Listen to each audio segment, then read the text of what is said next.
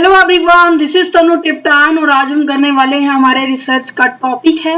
बहुत interesting topic है। ये आपकी सभी सब्जेक्ट्स के सभी क्लासेस के अंदर आता है, चाहे वो मास्टर्स डिग्री कोई भी है, ठीक है। और यूजीसी नेट के अंदर तो ये पर्टिकुलर एक यूनिट है रिसर्च एप्टीट्यूड के नाम से, ये वहां भी आता है।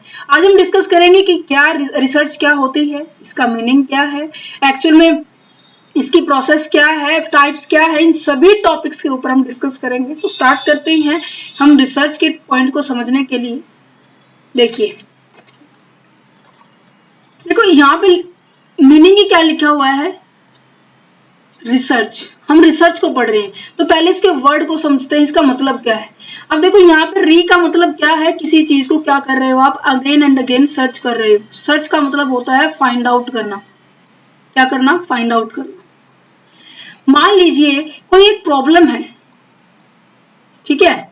इस प्रॉब्लम को सॉल्व करने के लिए आप क्या कर रहे हो, डाटा को कलेक्ट कर रहे हो। क्या कर रहे हो? डाटा को कलेक्ट कर रहे हो। अब ये डाटा कहां से कलेक्ट होगा? आपके आसपास इन्वायरमेंट से जो भी डाटा कलेक्ट करना, जो भी डाटा एग्जिस्ट है उसको कलेक्ट करेंगे। इस पर्टिकुलर प्रॉब्लम से रिलेटेड ही कलेक्ट करेंगे, है ना।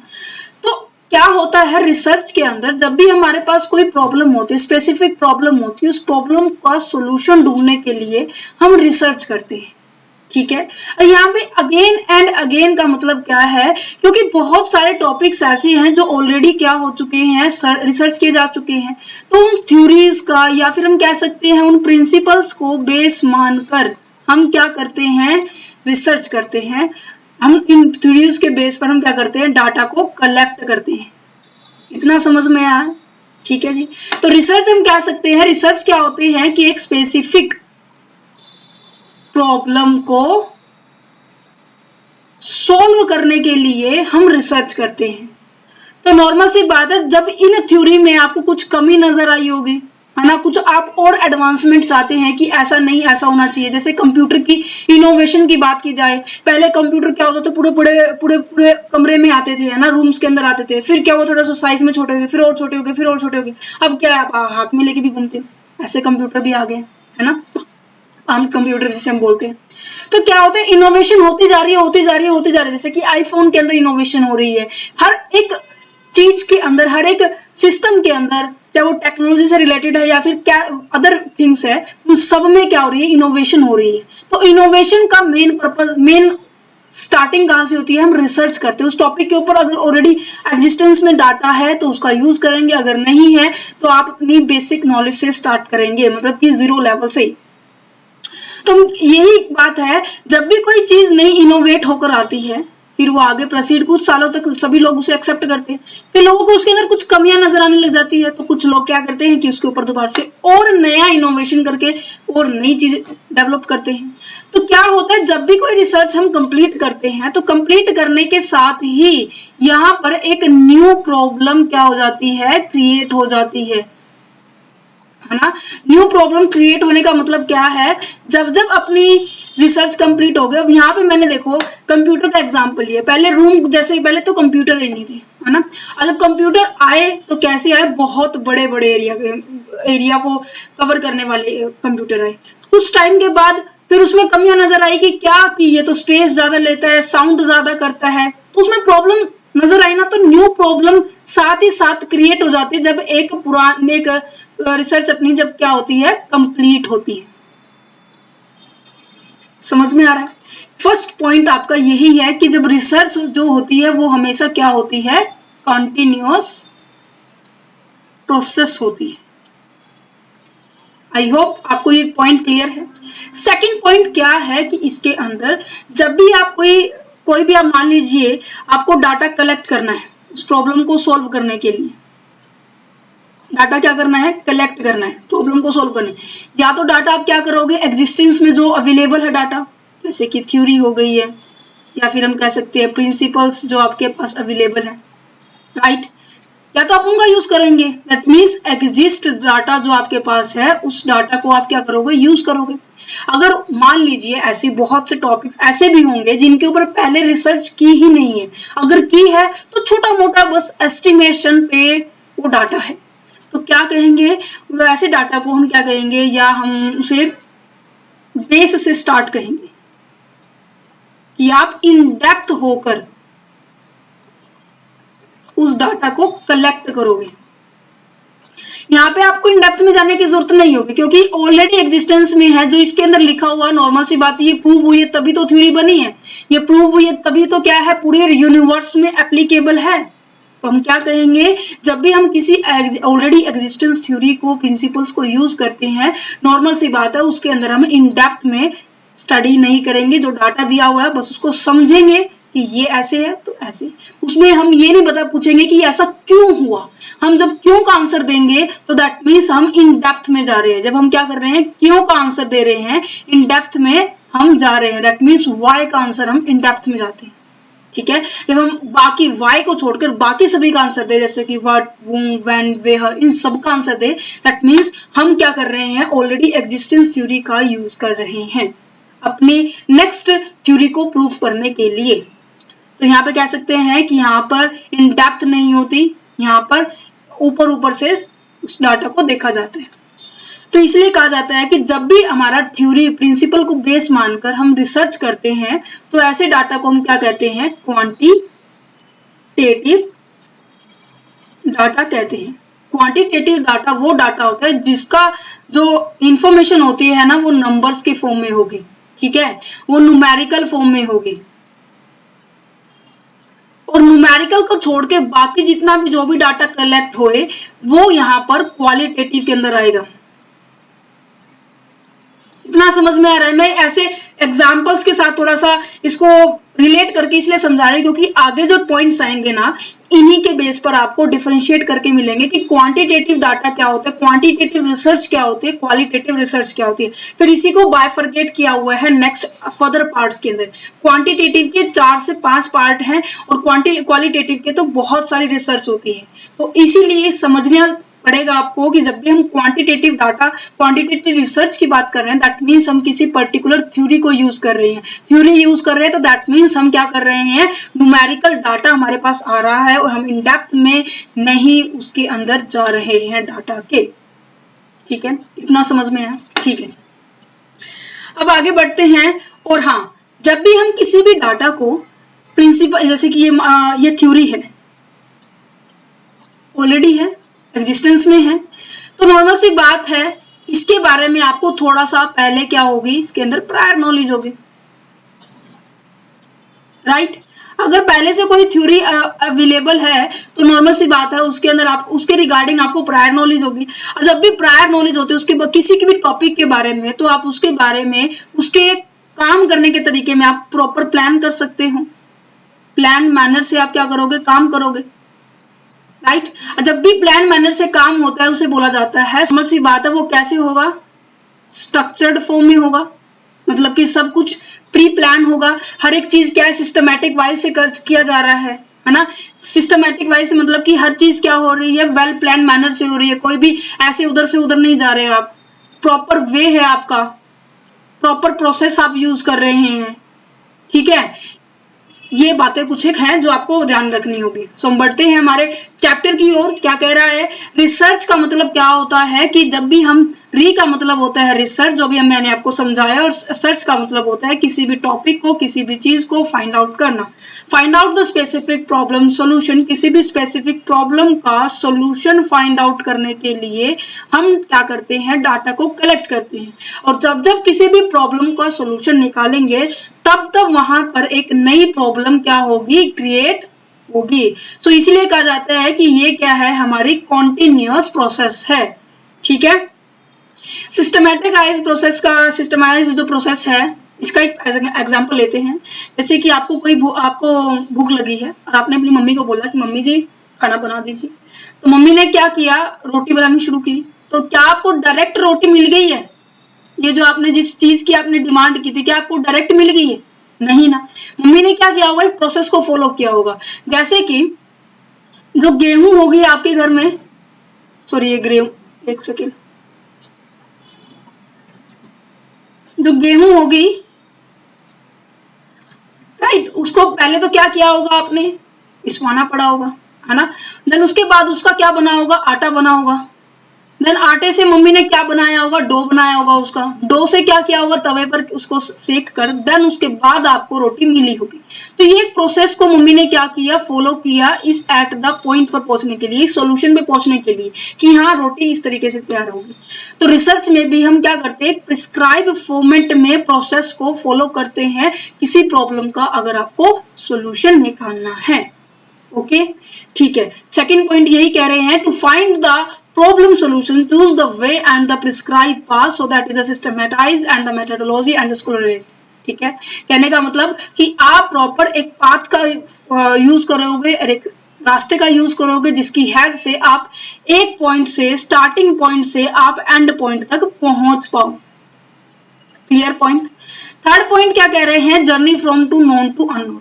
मोस्ट ऑफ ये होता है कि कोई भी टॉपिक आप रिसर्च का कर रहे हैं, थोड़ा सा आप उसके बारे में जानते होते हैं, राइट। जानते होने का मतलब क्या है कि वहां पर आपकी आ जाती है क्वांटिटेटिव, कौन सी, क्वांटिटेटिव। जब आपको प्रायर नॉलेज होती है, उस प्रायर नॉलेज से आप ऐसी नॉलेज तक पहुंच जाते हैं जिसकी आपको बिल्कुल भी नॉलेज नहीं थी, मतलब कि इन फ्यूचर जैसे भी आप आते रहोगे, जैसे कि अब आपको रिसर्च के बारे में नहीं पता था, कुछ भी नहीं पता था रिसर्च क्या होता है, कैसे होता है। अब मैंने आपको इतना पढ़ाया तो नॉर्मल सी बात है, इस वीडियो को स्टार्ट करने से पहले आपको कुछ भी नहीं पता था, बस ये पता था कि रिसर्च क्या होता है, कि ये प्रॉब्लम को फाइंड आउट करने के लिए होती है। अब मैंने 3 से 4 टॉपिक बताया कि कंटिन्यूअस प्रोसेस है, सिस्टमैटाइज्ड होती है, ठीक है, प्रायर नॉलेज होती है। अगर ये प्रायर नॉलेज है तो उससे क्वांटिटेटिव रिसर्च करेंगे, क्वांटिटेटिव रिसर्च है तो आप इन डेप्थ में नहीं जाएंगे। ये सभी चीजों के बारे में आपको पहले पता नहीं था, तो आप नोन टू अननोन गए, है ना। जैसे हम कहते हैं ना कि इंग्लिश में जैसे कि बच्चों को जब सिखाते हैं इंग्लिश, तो ये कहते हैं कि आप सीधा ये थोड़ी ना कि अगर किसी टीचर ने पानी मंगवाना है, ठीक है, उसी तरह से कहेगा कि बेटा जी जाओ बोतल लेके आओ, नहीं ना। तो पहले ये कहेंगे कि जिस भी भाषा में बच्चे वहां पर पढ़ रहे हैं, ठीक है, सभी को पता होगा पानी क्या होता है ना।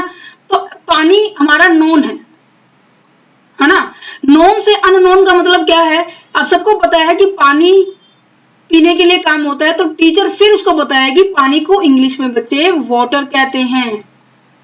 समझ में आया। तो नोन टू अननोन की तरफ, वाटर कभी उन्होंने सुना ही नहीं था, तो अननोन था ये वर्ड, तो इसलिए कहा गया है कि जो भी डाटा होगा वो हमारा नोन टू अननोन की तरफ जाएगा। ठीक है, नेक्स्ट क्या है, it is a process of the inquiry and investigation that increasing the knowledge. ये भी मैंने अभी आपको बताया कि जो आपकी नॉलेज को इंक्रीज करे और साथ ही साथ आप इंक्वायरी और इन्वेस्टिगेट करते हो प्रॉब्लम को सॉल्व करने के लिए। और जो भी टॉपिक होगा आपकी प्रॉब्लम का, वो क्या होगा, ऐसा टॉपिक होगा जो आपकी सोसाइटी के रिगार्डिंग बेनिफिशियल हो। मीन्स कि ऐसा टॉपिक होना चाहिए, ऐसा बेतुका टॉपिक नहीं होना चाहिए जिसका कोई अंत ना हो, मतलब कि जिसके ऊपर आप कोई डिबेट भी कर रहे हो, डाटा भी कलेक्ट करके आ रहे हो, बट वो प्रूफ भी हो रहा है बट लोग मान नहीं रहे, है ना। ऐसा टॉपिक हमें नहीं सिलेक्ट करना है। टॉपिक हमेशा वैसा सिलेक्ट होगा जो सोसाइटी के रिगार्डिंग रेलिवेंट होगा, और साथ ही साथ जो रिसर्च कर रहा है, जो व्यक्ति रिसर्च कर रहा है, उसकी नॉलेज के साथ वो मैच होना चाहिए।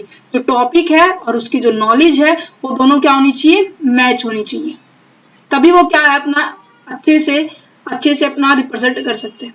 तो जो टॉपिक होगा वो सोशली रेलिवेंट होना चाहिए, स्पेसिफिक जो प्रॉब्लम है directly relevant to the society से डायरेक्ट रेलिवेंट होनी चाहिए। ठीक है, ये एक लैटिन वर्ड है जिसका मतलब है टू नो और to go about the seeking, मतलब किसी चीज को ऐसे बहुत गहराई तक खोजते रहना। ठीक है, फर्स्ट टाइम जो क्या है 1577 के अंदर इसको यूज किया गया था। ठीक है, अब यहाँ पर अब ये देखो एक इक्वेशन लिखी हुई है, पोज अ क्वेश्चन, नजर आ रही है, पोज अ क्वेश्चन। सबसे पहले आपके माइंड में क्वेश्चन आया जो कि प्रॉब्लम क्रिएट कर रहा है, देन उसके रिगार्डिंग आपने डाटा को कलेक्ट किया कि वो जो डाटा है वो आंसर कर सके उस पर्टिकुलर क्वेश्चन को। ठीक है, और जो भी आंसर आया होगा आपने उसको प्रेजेंट कर दिया। अगर वो प्रूफ हो जाता है तो दैट मीन्स आपकी जो रिसर्च है, रिसर्च अगर प्रूव हो जाती है तो वो थ्योरी बन जाएगी। अगर वो प्रूफ नहीं होगी तो वो थ्योरी नहीं बनेगी, उसको कैंसिल कर दिया जाएगा। इतना समझ में आया, ये थोड़ा बेसिक था। अब स्टार्ट करते हैं इसके मेन पॉइंट्स। रिसर्च का वर्ड लिखा हुआ है आर, ये पूरा वर्ड ही मैंने डिफाइन किया हुआ है। रिसर्च का एक्चुअल मीनिंग होता क्या है, वो एक एक शब्द के अंदर। आर का मतलब क्या है, यहाँ पर आर क्या कह रहा है कि रैशनल वे ऑफ थिंकिंग। जो भी आप कर रहे हो रैशनली होना चाहिए, मतलब कि अगर आपने आपके अच्छे नंबर आए हैं पेपर के अंदर, तो उसके पीछे कारण क्या था कि आपने मेहनत की होगी, आपने पक्का कोई ना कोई ऐसी ट्रिक्स, अपने माइंड का यूज, अपने हार्ड वर्क, मतलब कि हर रिजल्ट के पीछे आपको कोई कारण होना चाहिए। कॉज एंड इफेक्ट का रिलेशनशिप जो रिप्रेजेंट करे उसे हम रैशनली कहेंगे। जो भी हम काम कर रहे हैं रिसर्च के अंदर, जो भी डाटा कलेक्ट कर रहे हैं, जो भी प्रूफ कर रहे हैं, वो सभी का सभी क्या होना चाहिए, रैशनली होना चाहिए, लॉजिकली होना चाहिए, ऐसे नहीं होना चाहिए आइडियाज के बेस पर। नेक्स्ट क्या कह रहे हैं, एक सेकेंड, अभी आपको मैं बुक से भी करवाऊंगी, ठीक है। नेक्स्ट क्या कह रहे हैं कि एक्सपर्ट, ये बुक के अंदर नहीं लिखा हुआ था इसलिए मैंने थोड़ा सा अलग से एक्सप्लेन करने की कोशिश की है। अब यहाँ पर देखो ई क्या कह रहा है, ई एक्सपर्ट एंड एग्जिस्टिव ट्रीटमेंट की बात की जा रही है। जो भी रिसर्च की जाएगी वो मोस्ट ऑफ क्या होती है, एक्सपर्ट्स के द्वारा की जाती है, जिसको उस टॉपिक के रिगार्डिंग या फिर उस रिसर्च के रिगार्डिंग पहले नॉलेज होती है। और जो भी होता है, हम जब भी रिसर्च प्रूफ करते हैं वो लार्ज लेवल पर रिलेट करनी चाहिए। जैसे कि कोविड-19 की जो वैक्सीन थी वो पहले क्या की गई थी, छोटे लेवल पर सैंपल जो अप्लाई करके देखा था, जब वो सक्सेस हुआ तो हमने क्या किया, पूरे वर्ल्ड लेवल पर, पूरे अपने होल सिस्टम पर हमने अप्लाई किया। तो क्या होगा, वो एक्सपर्ट्स ने उसके रिगार्डिंग कोई ना कोई तो कुछ पहले नॉलेज होगी ना उस पर्सन को। नेक्स्ट है एस का मतलब होता है रिसर्च एंड द सॉल्यूशन। किसी भी डाटा को आपने खोजा और खोजने के बाद उसका सॉल्यूशन निकाल दिया। ई का मतलब होता है एग्जैक्टनेस। एग्जैक्टनेस का मतलब क्या है कि जो डाटा आपको मिला है आप वही शो करो, आप उसके अंदर मैनिपुलेट नहीं कर सकते। आप अगर मैनिपुलेट कर रहे हैं तो नॉर्मल सी बात है कि उसमें कोई ना कोई गड़बड़ है। एग्जाम्पल के तौर पर कि जैसे कि अगर मैं जाऊं सर्वे के लिए कि स्कूल के अंदर बच्चे कितने प्रेजेंट है 100 में से, अगर बच्चे 70% है, 70% प्रेजेंट है 100 में से, तो नॉर्मल सी बात है 70 बच्चे आ रहे हैं। बट प्रिंसिपल के सामने अपनी परसेंटेज को इंक्रीज करने के लिए मैंने क्या कर दिया, इसको 19 कर दिया। तो ये क्या है, डाटा को मैंने गलत दिखाई। ये एक रिसर्च का रूल नहीं है कि आप डाटा को मैनिपुलेट करो। जो डाटा है एग्जैक्ट है उसी को दिखाओ, और उसी के बेस पर हम क्या करेंगे, फिर एनालिसिस करेंगे, विश्लेषण करेंगे, ठीक है। आर का मतलब क्या होता है, रिलेशनशिप ऑफ द फैक्ट्स। जो भी आप फैक्ट्स दिखा रहे हो, जो भी डाटा के अंदर रिलेशनशिप बता रहे हो, उसमें एग्जैक्ट में, एक्चुअल में रिलेशनशिप होना चाहिए। जैसे कि प्लांट एंड रेन के बीच में रिलेशन होता है, ठीक है। स्टूडेंट और टीचर के बीच में रिलेशन होता है, ठीक है। और जो आपका कल्टीवेशन है, हार्वेस्टर है, इन सभी के बीच मतलब कोई भी दो वेरिएबल्स हैं, एक वेरिएबल आपके पास ये है प्लांट है, एक वेरिएबल आपके पास रेन है, दोनों के बीच में क्या होना चाहिए, रिलेशनशिप होना चाहिए, ठीक है जी। नेक्स्ट है सी के बहुत सारे मीनिंग है। क्रिटिकल ऑब्जर्वेशन है, केयरफुल प्लानिंग है, कंजर्वेटिव एटीट्यूड है, कंसाइज जनरलाइजेशन। कहने का मतलब जब भी एक रिसर्चर होगा उसके अंदर ये खूबी होनी चाहिए कि हर एक चीज को वो अच्छे से ऑब्जर्व करे, बहुत अच्छे तरीके से हर एक डाटा को अच्छे से ऑब्जर्व करके वो रिकॉर्ड करे, ठीक है। अगर वो उसे पहले पता होगा, अच्छे से प्लानिंग कर पाएगा। नॉर्मल सी बात है, अगर वो कॉन्फिडेंट होगा रिसर्चर तो वो क्या होगा, अच्छे से अपनी प्लानिंग कर पाता है ना।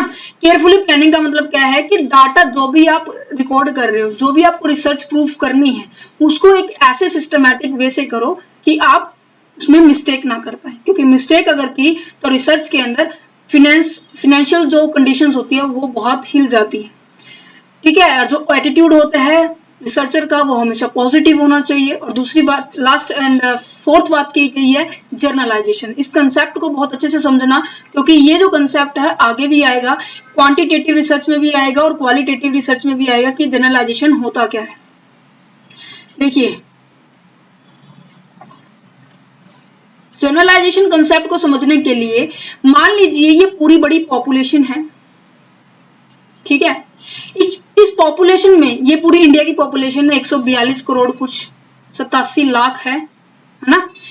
इस पूरी पॉपुलेशन में मैंने क्या किया, एक छोटा सा पार्ट उठाया। इस छोटे से पार्ट को सबसे पहली बात तो आपको पता होना चाहिए, इसे क्या कहते हैं, सैंपल कहते हैं, ठीक है। इस पूरी पॉपुलेशन, इस पूरे को क्या कहा जाता है, पॉपुलेशन कहा जाता है, ठीक है। तो जब हम इस सैंपल के ऊपर रिसर्च करना स्टार्ट करेंगे और सैंपल से जो भी रिजल्ट आएगा उस रिजल्ट के ऊपर हमने देखा कि ये जो हमने प्रूफ करना था कि मान लीजिए हेल्थ इश्यूज का एग्जांपल लेते हैं, ठीक है, हेल्थ इशू का एग्जांपल है। मैंने छोटा सा यहाँ पर इस वाले एरिया को देखा कि इस एरिया के अंदर बहुत से लोगों के हेल्थ इशू है, तो मैंने इस एरिया के अंदर सर्च किया कि अगर हेल्थ इशू का कारण मैंने देखा कि वहां पर सफाई नहीं है उस एरिया के अंदर, क्या मैं ये कह सकती हूँ कि जब भी किसी को हेल्थ इशू होगा कि वहीं पर सफाई नहीं होगी?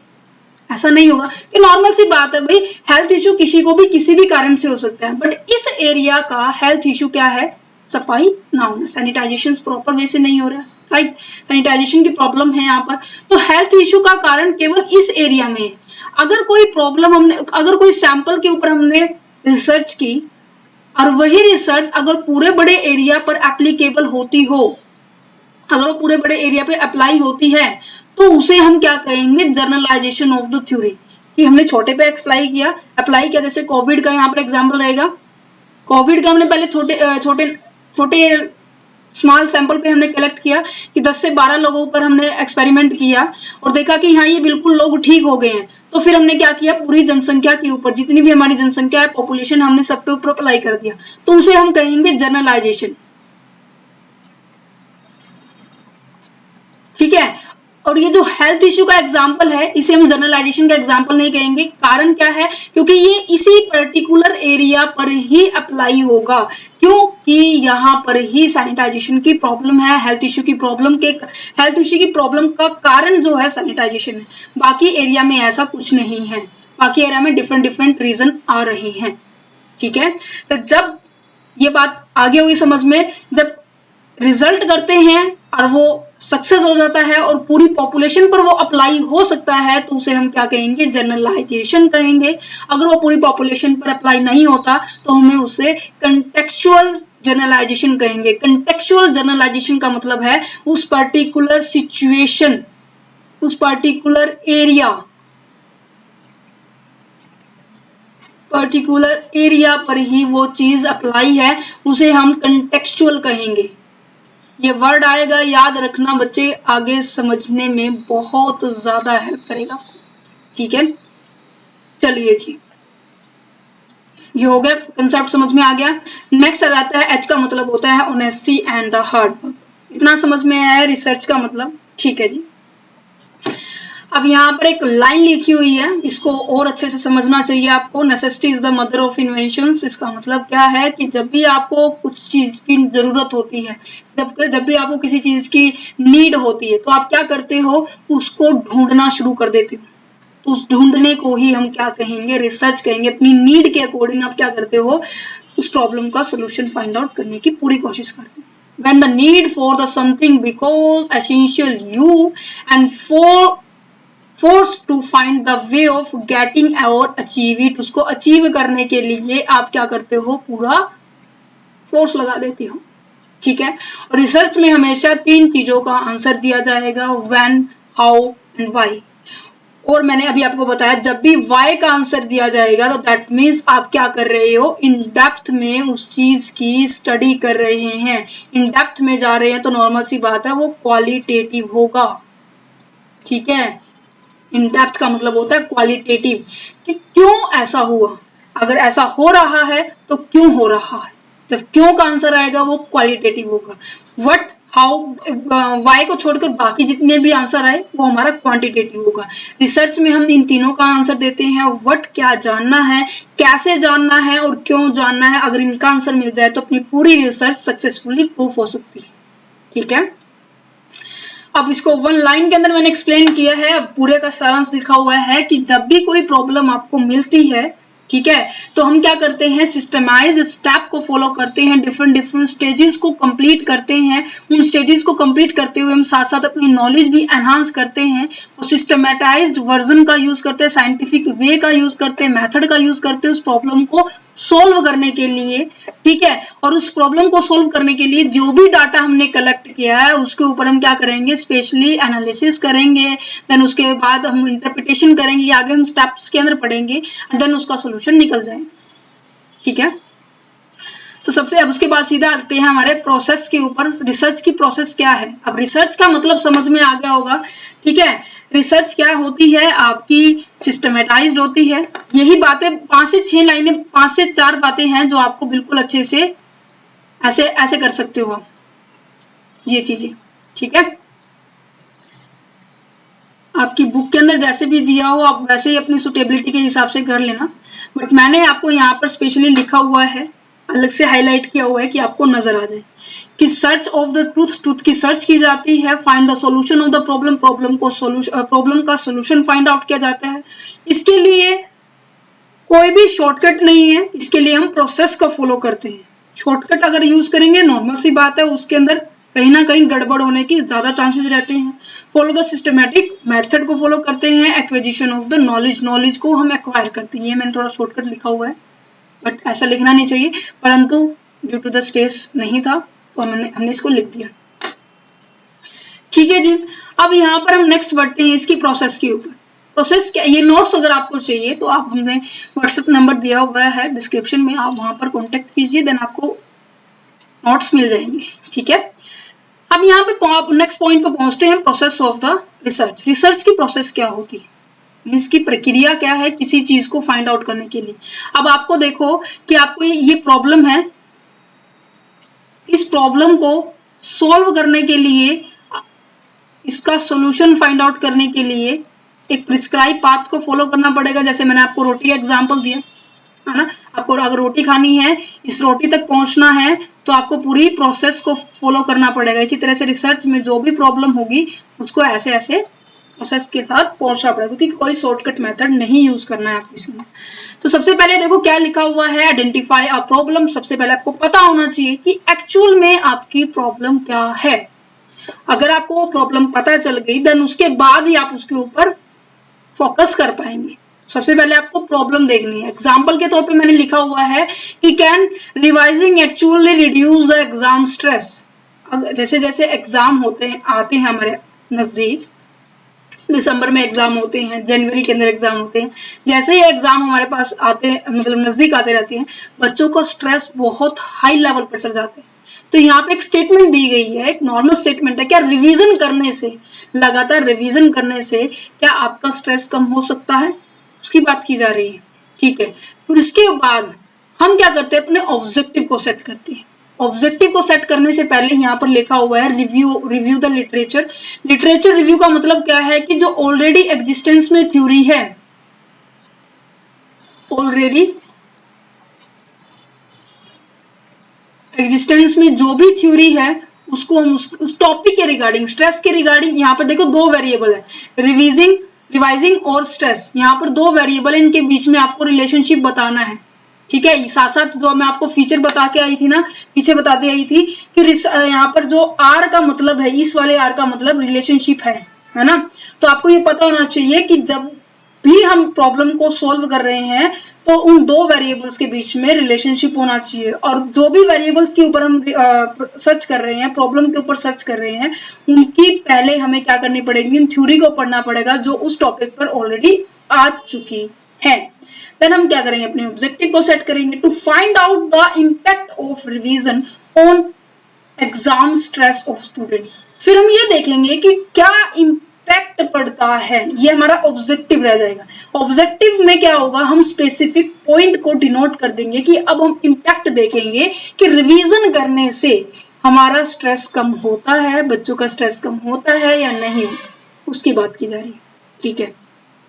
देन उसके बेस पर हम क्या करते हैं, एक अजम्पशंस क्रिएट करते हैं, टेंटेटिव अजम्पशंस क्रिएट करते हैं। अजम्पशंस क्रिएट करना को रिसर्च के अंदर क्या कहते हैं, हाइपोथेसिस कहते हैं।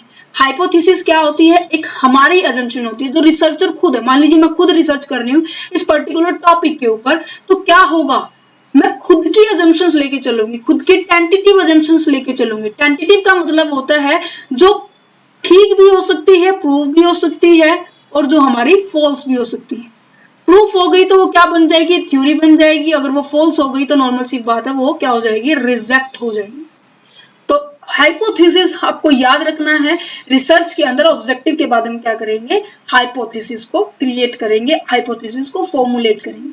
ये बहुत इंपॉर्टेंट पॉइंट है क्योंकि हाइपोथेसिस आगे टेस्ट भी की जाएंगे, T test, Z test, F test, U test, H test, I test, ठीक है, ये सभी टेस्ट हम डिस्कस करेंगे, बट वन बाय वन करेंगे। पहले आपको बेसिक्स पता होना चाहिए कि बेसिक में एक्चुअल में होता क्या है। तो हमने क्या किया, हाइपोथेसिस को फॉर्मुलेट कर लिया, अपनी अजम्पशन क्रिएट कर ली, देन अजम्पशन क्रिएट करने के बाद हम उस रिसर्च को डिजाइन करेंगे, दैट मीन्स हम मेथोडोलॉजी को यूज करेंगे।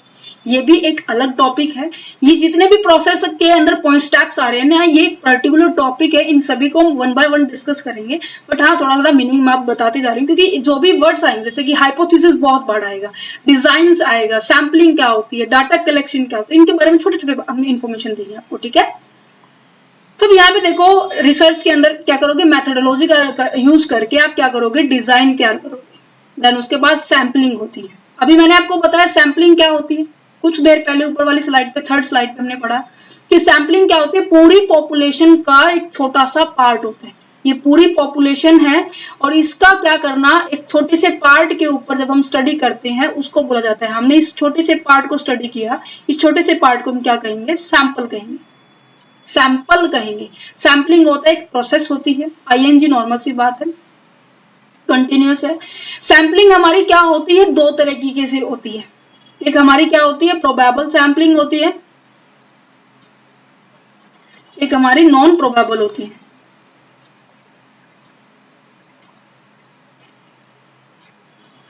ठीक है।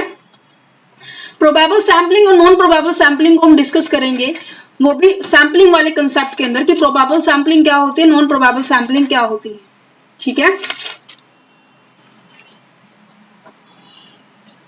नेक्स्ट आ जाता है आपके पास कि आप डाटा कहां से कलेक्ट करेंगे, ठीक है। सेकेंडरी सोर्स है, प्राइमरी सोर्स है, काफी सारे सोर्स है, ऑब्जर्वेशंस के, इंटरव्यू, सर्वे, इन सभी मेथड से आप डाटा को कलेक्ट कर सकते हो। फिर डाटा को आप क्या करना है, एनालिसिस करना है। इसकी शॉर्ट ट्रिक भी बताऊंगी कि एक्चुअल में इसकी शॉर्ट ट्रिक क्या है, जिससे आप क्या है आसानी से याद कर पाए, ठीक है। देन उसके बाद हम डाटा को एनालिसिस करेंगे, विश्लेषण करेंगे, देन उसके बाद हाइपोथेसिस टेस्ट करेंगे। जो भी हमने ऊपर से लेकर नीचे तक अभी 8वें पॉइंट तक पहुंचे हैं, तो इसको टेस्ट किया जाएगा। एक फॉर्मूला है, हर एक जो टेस्ट का फॉर्मूला है, जैसे कि इसमें एच टेस्ट है, यू टेस्ट है, टी टेस्ट है, एफ टेस्ट है, काई स्क्वायर टेस्ट है, ठीक है। ये सभी टेस्ट को हम डिस्कस करेंगे। देन अगर ये टेस्ट प्रूफ हो जाते हैं, एक्सेप्ट हो जाते हैं, ये टेस्ट क्या होंगे, या तो होंगे एक्सेप्ट होंगे या ये होंगे रिजेक्ट होंगे।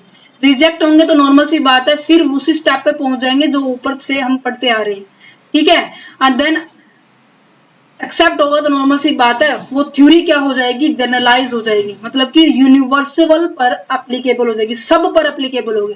तो यहाँ पर हमने सैंपल कलेक्ट किया था, इसके बजाय अब ये क्या होगी, सब पर एक्सेप्ट हो जाएगी, ठीक है। देन उसके बाद आ जाएगा रिपोर्ट तैयार कर देंगे, फाइनल जो एक फॉर्मेट होगा उसको हम तैयार कर देंगे। इसको याद करने का तरीका क्या है, इसको ऐसे याद कर सकते हो आप,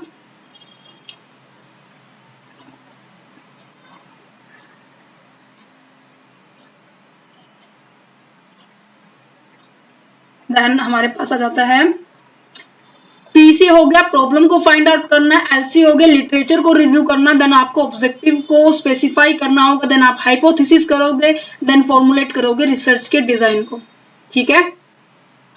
देन आ जाता है आपके पास S, data collecting, analysis and hypothesis testing, HT लिख देती हूँ यहाँ पर, ठीक है, एंड जनरलाइजेशन एंड रिपोर्टिंग, इसके बीच में ही होता है सारा काम, HTRI। अब आप देखो इसके अंदर मैंने क्यों लिखा है PhD कार, देन उसके नीचे ये, क्योंकि रिसर्च वही पर्सन करता है जो PhD में एनरोल करता है ना। PhD करने के बाद आपके पास क्या हो जाएगा, एक अच्छा स्टेटस हो जाएगा और अच्छा पैसे हो जाएंगे, तो नॉर्मल सी बात है आप एक लग्जरी कार लोगे। तो PhD करके आप क्या लोगे, कार लोगे। तो आप इस तरीके से थोड़ा सा याद कर सकते हैं, मैंने इसी तरीके से किया था जब हम पढ़ते थे इस चीज टॉपिक को, कि PhD का मतलब होता है, P का मतलब प्रॉब्लम, L का मतलब हो गया लिटरेचर रिव्यू करना, देन आपके फिर ऑब्जेक्टिव को आप स्पेसिफाई करोगे।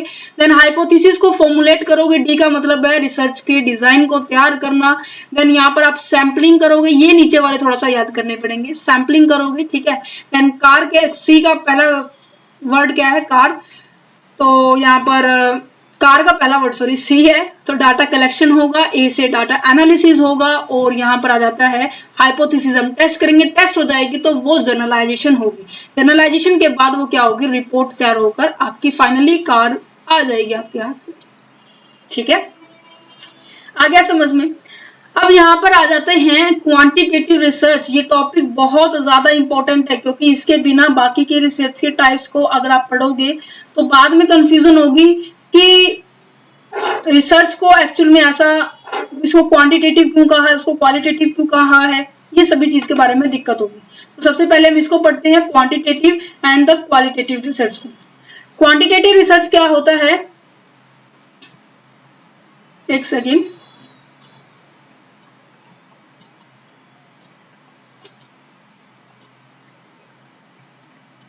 अब देखो क्वांटिटेटिव की मैंने बात की थी। क्वांटिटेटिव का मतलब क्या होता है, जिसका डाटा क्या होता है, आपका नंबर्स के अंदर होता है ना। जो भी डाटा आप कलेक्ट कर रहे हो वो डाटा क्या होगा, नंबर के अंदर होगा।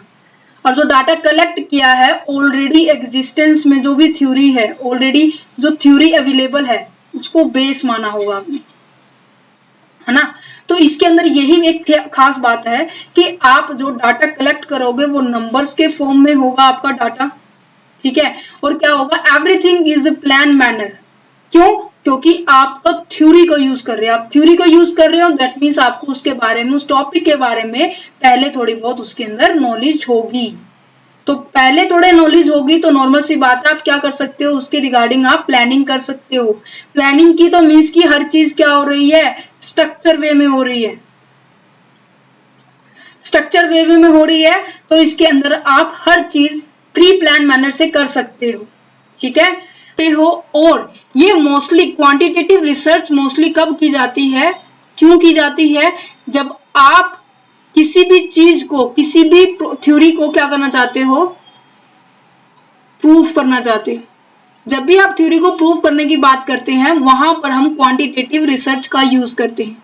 प्रूफ करने का मतलब क्या है कि आप अपनी थ्योरी को जनरलाइजेशन करने चाहते हो, मतलब कि यूनिवर्स पर एप्लीकेबल करना चाहते हो।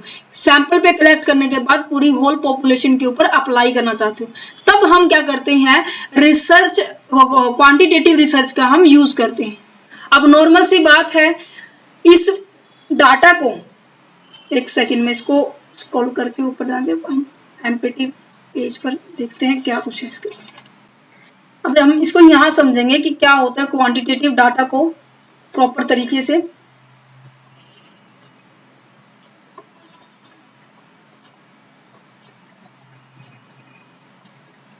देखो क्वांटिटेटिव डाटा क्या होता है, नंबर की फॉर्म में आपको डाटा कलेक्ट होगा,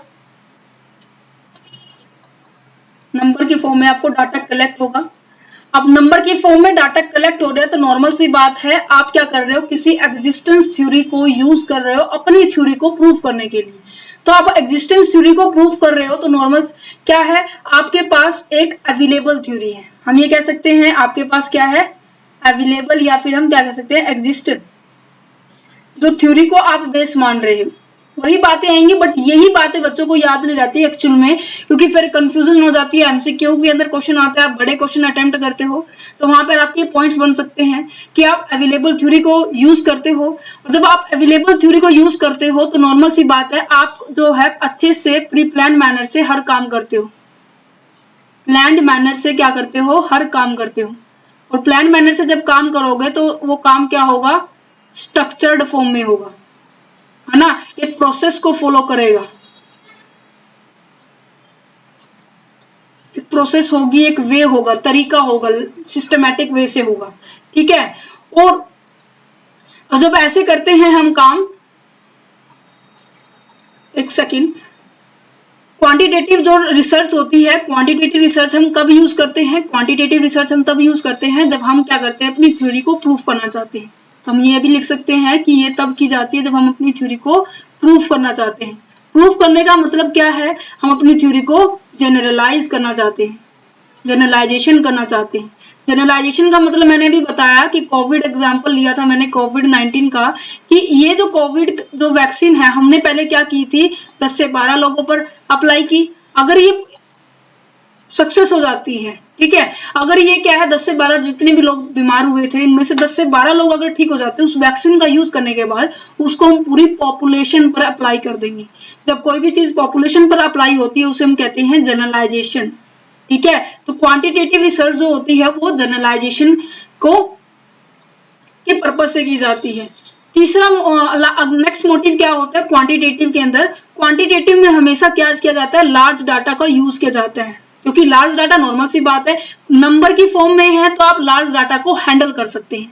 क्वालिटेटिव में क्या होता है कि नंबर के अलावा बाकी चीजें होती हैं, उसके अंदर जो जो कैंडिडेट्स होते हैं जिनके ऊपर रिसर्च हम कर रहे हैं या फिर जिस भी ऑब्जेक्ट के ऊपर रिसर्च कर रहे हैं उनका ओपिनियन बहुत ज्यादा इंपॉर्टेंट होता है। किसमें, क्वालिटेटिव में। जब ओपिनियन की बात आ जाती है, उनको ज्यादा प्रेफरेंस दी जाती है, तो हर एक पर्सन के डिफरेंट डिफरेंट ओपिनियन होते हैं एक पर्टिकुलर चीज के रिगार्डिंग।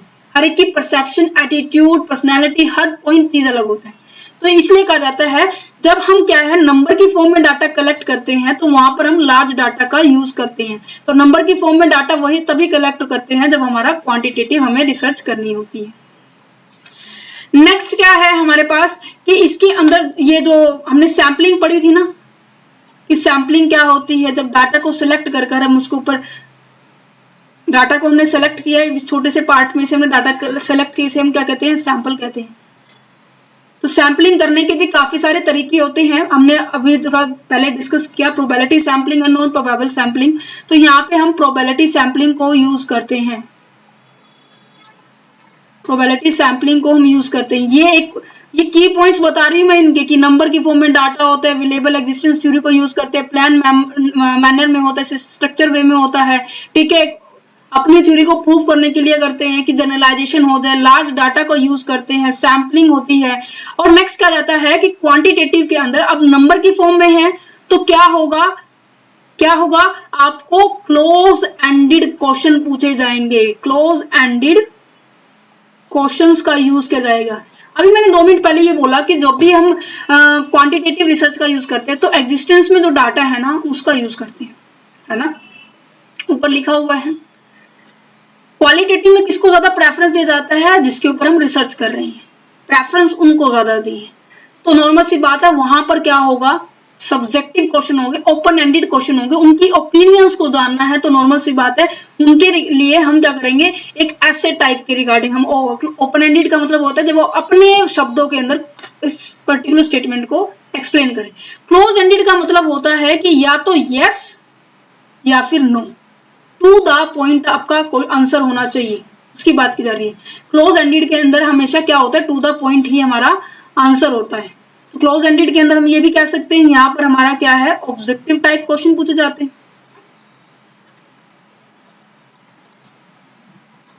ऑब्जेक्टिव टाइप में यही होता है ना कि आपसे 4 क्वेश्चन पूछे, आपको एक के ऊपर टिक लगाना था जो उस क्वेश्चन का आंसर होता है। तो इसी तरह से क्वांटिटेटिव डाटा के अंदर, क्वांटिटेटिव रिसर्च के अंदर क्लोज एंडेड क्वेश्चन पूछे जाते हैं।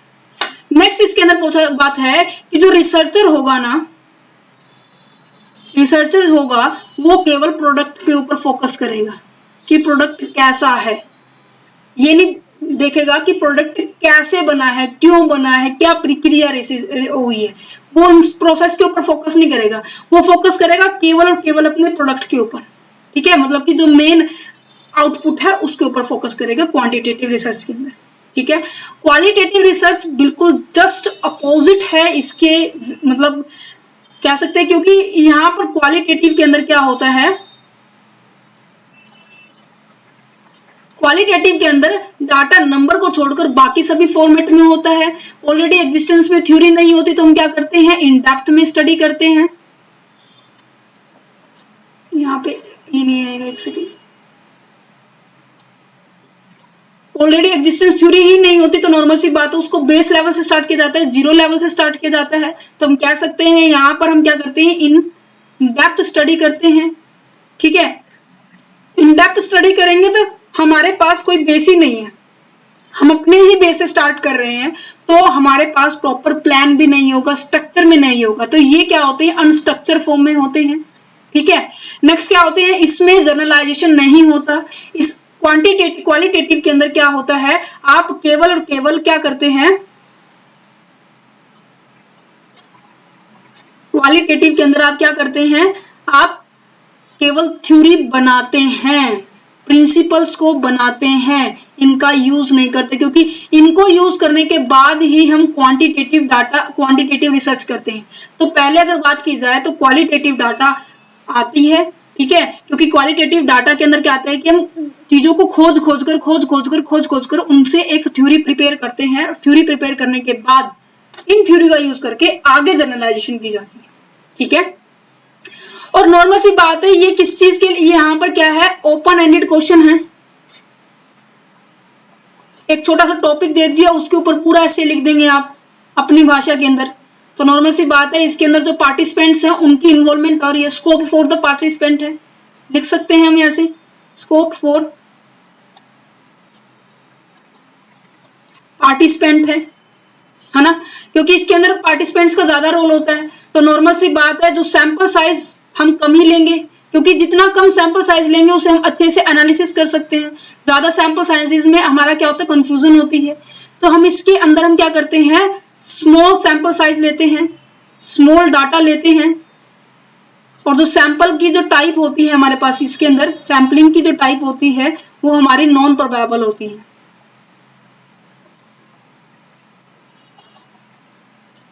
नॉन प्रोबेबिलिटी सैंपलिंग होती है, ठीक है। और जो रिसर्चर है इसके अंदर किसके ऊपर फोकस करेगा, रिसर्चर इसके अंदर यहाँ पर प्रोसेस के ऊपर फोकस करता है, ठीक है, प्रोसेस के ऊपर फोकस करता है। ये कुछ एक पॉइंट्स थे जो आपको यहाँ पर याद रखने हैं। तो यहाँ पर रिसर्च के अंदर यही टॉपिक्स पॉइंट लिखे हुए हैं, प्रोसेस हो चुकी है हमारी। देखिए वन बाय वन करते हैं कि data collected in a number form, ठीक है जी। Everything is a plan manner में होता है, हम इन्वेस्टिगेशन करते हैं। It is use generally for the prove करने के लिए करते हैं, यूज टू टेस्ट और द कंफर्मेशन, हम टेस्ट करने के लिए जो भी हमने हाइपोथेसिस बनाई थी ना, हाइपोथेसिस पता है अब क्या होती है, टेंटेटिव अजम्पशंस, जो रिसर्चर की खुद की अजम्पशंस है, वो ट्रू भी हो सकती है और फॉल्स भी हो सकती है। उसको टेस्ट किया जाता है, वो कंफर्म किया जाता है कि ये ठीक है या नहीं है। ठीक होगी तो वो जनरलाइजेशन होगी, ठीक नहीं होगी तो दोबारा से उस पॉइंट पर वापस हो जाएंगे। इसके अंदर क्या किया जाता है, क्लोज एंडेड क्वेश्चन पूछे जाते हैं, ऑब्जेक्टिव टाइप क्वेश्चन हो जाते हैं, कन्वर्जेंट क्वेश्चन होते हैं, मतलब कि to the point yes no के अंदर इसके अंदर हमें आंसर देना पड़ता है। तो एक लाइन में के अंदर ये डिस्कस किया है, theory proof means has a prior knowledge then they do the plan, हम प्लान कर सकते हैं, that is a structure tool, इसे हम क्या कह सकते हैं, स्ट्रक्चर टूल कह सकते हैं, ठीक है जी। क्वालिटेटिव को देखते हैं, qualitative data obtain through the open ended questions, data जो भी हम कलेक्ट करते हैं हम ओपन एंडेड क्वेश्चन से करते हैं, मतलब कि एक ऐसे टाइप एक पेज दे देंगे, आपसे इंफॉर्मेशन कलेक्ट करेंगे, ठीक है। Scope for the participants view and perspectives, जो भी नॉर्मल सी बात है, ओपन एंडेड है तो किसके लिए ज्यादा स्कोप है, पार्टिसिपेंट्स के लिए स्कोप है, जिससे डाटा हम क्या कर रहे हैं, कलेक्ट कर रहे हैं, उनके लिए ज्यादा स्कोप है, ठीक है जी। नेक्स्ट पॉइंट क्या कह रहे हैं, so that it is to be inductive and the spiral nature. अब देखो, हाँ ये पॉइंट मेरा बताना रह गया था। अब देखो यहाँ पर जो डाटा है टू द पॉइंट लिया जा रहा है, नंबर की फॉर्म में लिया जा रहा है, एग्जिस्टेंस में लिया जा रहा है। तो जो डाटा होगा, जो डाटा को कलेक्ट करने की प्रोसेस कह सकते हैं हम, जो इन डेप्थ स्टडी में नहीं होती है, तो इसको हम क्या कहेंगे, ये हमारा डिडक्टिव नेचर का होता है। डिडक्टिव मीन्स जो पूछा है वही आंसर देना, इसके अंदर वाई का आंसर बिल्कुल भी नहीं होता है। बट क्वालिटेटिव के अंदर हम इन डेप्थ में जाकर स्टडी करते हैं। इन डेप्थ में जाकर स्टडी करने का मतलब क्या है, इंडक्टिव स्टडी, इंडक्टिव नेचर को, इंडक्टिव स्कोप को हम फॉलो करते हैं। हम डेप्थ में जाकर चीजों को गहराई तक खोजते रहते हैं, ठीक है। तो यहाँ पर हम इंडक्टिव सोर्स का यूज करते हैं, सॉरी। और जो स्पाइरल नेचर का मतलब है, आपने यहाँ से कोई चीज कलेक्ट की तो ये ऐसे घूम रही है, स्पाइरल इस तरीके से होता है, तो चीजें ऐसे घूमते घूमते घूमते घूमते ऐसे चलती रहेंगी। जब आपको प्रॉपर इस चीज की नॉलेज नहीं होती, आप स्टार्टिंग में ही इसको खोजना शुरू करते हैं, तब सर्च वाई, इसके अंदर वाई का आंसर दिया जाता है। Focus on the process, process के ऊपर फोकस किया जाता है। It is a start with the question and tentative ideas, ये क्वेश्चन से स्टार्ट होती है और टेंटेटिव आइडिया से स्टार्ट होती है। टेंटेटिव आइडियाज का मतलब क्या है कि आपकी खुद की अजम्पशंस की बात की जा रही है, रिसर्चर की खुद की अजम्पशंस की बात की जा रही है। स्टार्ट विद ऑब्जर्वेशन, रिसर्चर क्या करेगा, ऑब्जर्वेशन करेगा, ठीक है। And with their is a theoretical position, theoretical position पर आकर रुक जाएगा। यहाँ पर प्रूफ करने का कोई फंडा नहीं होता, प्रूफ करने की कोई लालसा नहीं होती इस रिसर्चर को। यहाँ पर केवल थ्योरी तैयार की जाती है, तैयार करना प्रूफ करना अलग होता है। प्रूफ करना मीन्स कि पूरे एरिया पर आप अप्लाई कर रहे हैं, बट इसके अंदर क्या होता है क्वालिटेटिव के अंदर कि स्पेसिफिक एरिया के अंदर ही जिस भी टॉपिक में, मान लीजिए मैंने हेल्थ इश्यू का एग्जांपल दिया था ना, वो यहाँ पर एप्लीकेबल होगा। हेल्थ इश्यूज के अंदर क्या था कि पर्टिकुलर एरिया को आपने देखा, उस पर्टिकुलर एरिया के ऊपर ही वो सिचुएशन अप्लाई हो रही है, तो यहाँ पर कंटेक्चुअल जनरलाइजेशन होता है, ठीक है बच्चे। अब यहाँ पर क्वांटिटेटिव के 4 तरह की होती है, ठीक है। वैसे यहाँ पर आपकी अप्लाइड रिसर्च भी आ सकती है और आपकी डिडक्टिव रिसर्च भी आती है, ठीक है। बट बेसिकली आपकी ये 4 तरह की होती है। आपकी क्वांटिटेटिव रिसर्च 4 तरह के अंदर सबसे पहले क्या आता है, descriptive research, second is the correlation, third is the ex post facto and fourth is the experimental research. One by one discuss करेंगे। सबसे पहले डिस्क्रिप्टिव को समझते हैं। डिस्क्रिप्टिव में क्या होता है, इसके लिए हमें आगे बढ़ना है। यहाँ पर डिस्क्रिप्टिव रिसर्च क्या होती है, ये अभी मैंने आपको बताया क्वांटिटेटिव का पार्ट है, याद रखना। डिस्क्रिप्टिव, एक्सपोज फैक्टो, ठीक है, experimental and there is a one correlation, right. Deductive and there is a part जो थी ये 6 वैसे होती है, बट यहाँ पर हमने 4 को डिस्कस किया है क्योंकि मेन स्पेसिफाई आपकी बुक के अंदर भी, मैंने नेट पे भी सर्च किया, बट पूरी जब हमने रिसर्च एप्टीट्यूड पूरा पढ़ लेंगे, पूरी रिसर्च मैथडोलॉजी कंप्लीट करेंगे, तो उसके बारे में पता चल जाएगा कि इसके अंदर इतनी टाइप्स होती हैं। तो सबसे पहले हम रिसर्च के अंदर डिस्क्रिप्टिव रिसर्च के बारे में पढ़ते हैं। मान लीजिए आपको रिसर्च करने के लिए भेजा, मतलब कि आपको डाटा कलेक्ट करने के लिए भेजा कि जाओ स्कूल के अंदर जाओ, प्रेजेंट बच्चे कितने हैं क्लास के अंदर, वो लेकर आने। अगर आप स्कूल के अंदर जाते हैं, प्रेजेंट बच्चे लेकर आते, प्रेजेंट बच्चे बताते हैं कि हाँ हमारी क्लास के अंदर प्रेजेंट जो बच्चे हैं वो 100 में से 70 बच्चे ऐसे हैं जो प्रेजेंट हो रहे हैं, जो 30 बच्चे ऐसे हैं जो अब्सेंट हो रहे हैं। आपने डाटा किसका करना था कलेक्ट, प्रेजेंट का, राइट।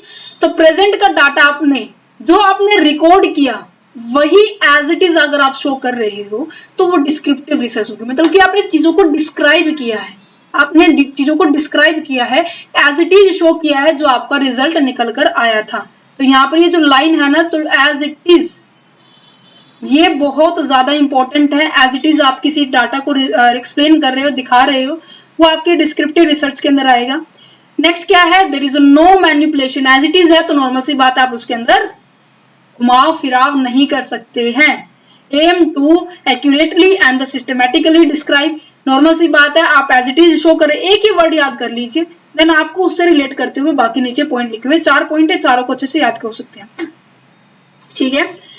एक्यूरेटली हो गए, बिल्कुल सही होगा, सिस्टमैटिक वे से होगा, जैसे भी रीजन भी आप बता सकते हैं, बट रीजन इसके अंदर नहीं बताते, वो एनालिटिकल रिसर्च का पॉइंट होता है। अब बहुत से बच्चे के कमेंट्स आ रहे हैं कि मैम एनालिटिकल रीजन किस में बताएंगे, जब भी रीजन वाई का आंसर दिया जाएगा वो क्वालिटेटिव होगी। बच्चे आप इतनी देर से सुन नहीं रहे थे, वाई का आंसर दे रहे हो तो दैट मीन्स वो क्वालिटेटिव है। हम क्वांटिटेटिव रिसर्च की बात कर रहे हैं, descriptive as it is show कर रहे हैं। अगर इसका रीजन पूछने लग जाए कि 30 बच्चे क्यों नहीं एब्सेंट है, तो वो एनालिटिकल रिसर्च हो जाएगी। रीजन जब बताया जा रहा है वो क्वालिटेटिव में आ जाएंगे, ठीक है। अभी हम इसके ऊपर आ जाते हैं। It is a useful when they not much know yet about the topic and the problem before research why something happen, you need to understand how, when and where. देखो आ गया ना पॉइंट। आपको रिसर्च करने से पहले अगर आप वाई का आंसर जानना चाहते हो इसको जानने से पहले आपको क्या पता होना चाहिए? You need to understand how, when and where, कैसे, कब और कहां ये हो रहा है। इसका आंसर दिया जाता है क्वांटिटेटिवली में। एग्जाम्पल यहाँ पे 2 लिखे हुए हैं, देखो। What are the most popular online news sources among under the 18 years childrens? 18 years childrens के लिए अंडर जो 18 साल से कम उम्र के जो बच्चे हैं उनके लिए न्यूज सोर्स का कौन सा ऐसा पॉपुलर ऑनलाइन स्टोर था वो आपको एक्सप्लेन कर सकती हो। अब स्टूडेंट्स का बता दिया है, ठीक है। पॉपुलेशन है, जैसे कि इंडिया की पॉपुलेशन कितनी है, आप एग्जैक्ट बताओगे कि 142 करोड़ है, 142 करोड़ से ज्यादा है, 142 करोड़ 86 लाख कुछ जनसंख्या है हमारी भारत की, जो कि अब भारत जो है फर्स्ट नंबर पर आ गया है 2023 के डाटा के अनुसार, है ना। इसको डिस्क्रिप्टिव डाटा को सर्च करने के लिए हम सर्वे भी यूज करते हैं, ऑब्जर्वेशनल भी यूज करते हैं, केस स्टडी भी यूज कर सकते हैं, ठीक है। इनको आप आगे डिस्कस करेंगे, सर्वे को और ऑब्जर्वेशन और केस स्टडी को हम आगे डिस्कस करेंगे, ठीक है। फर्स्ट पॉइंट आ गया समझ में। डिस्क्रिप्टिव का मतलब मैं अगर एक वर्ड के अंदर बोलूं तो जो भी आपको डाटा रिसीव हुआ है उसको एज इट इज शो करना, उसे हम क्या कहेंगे? डिस्क्रिप्टिव कहेंगे।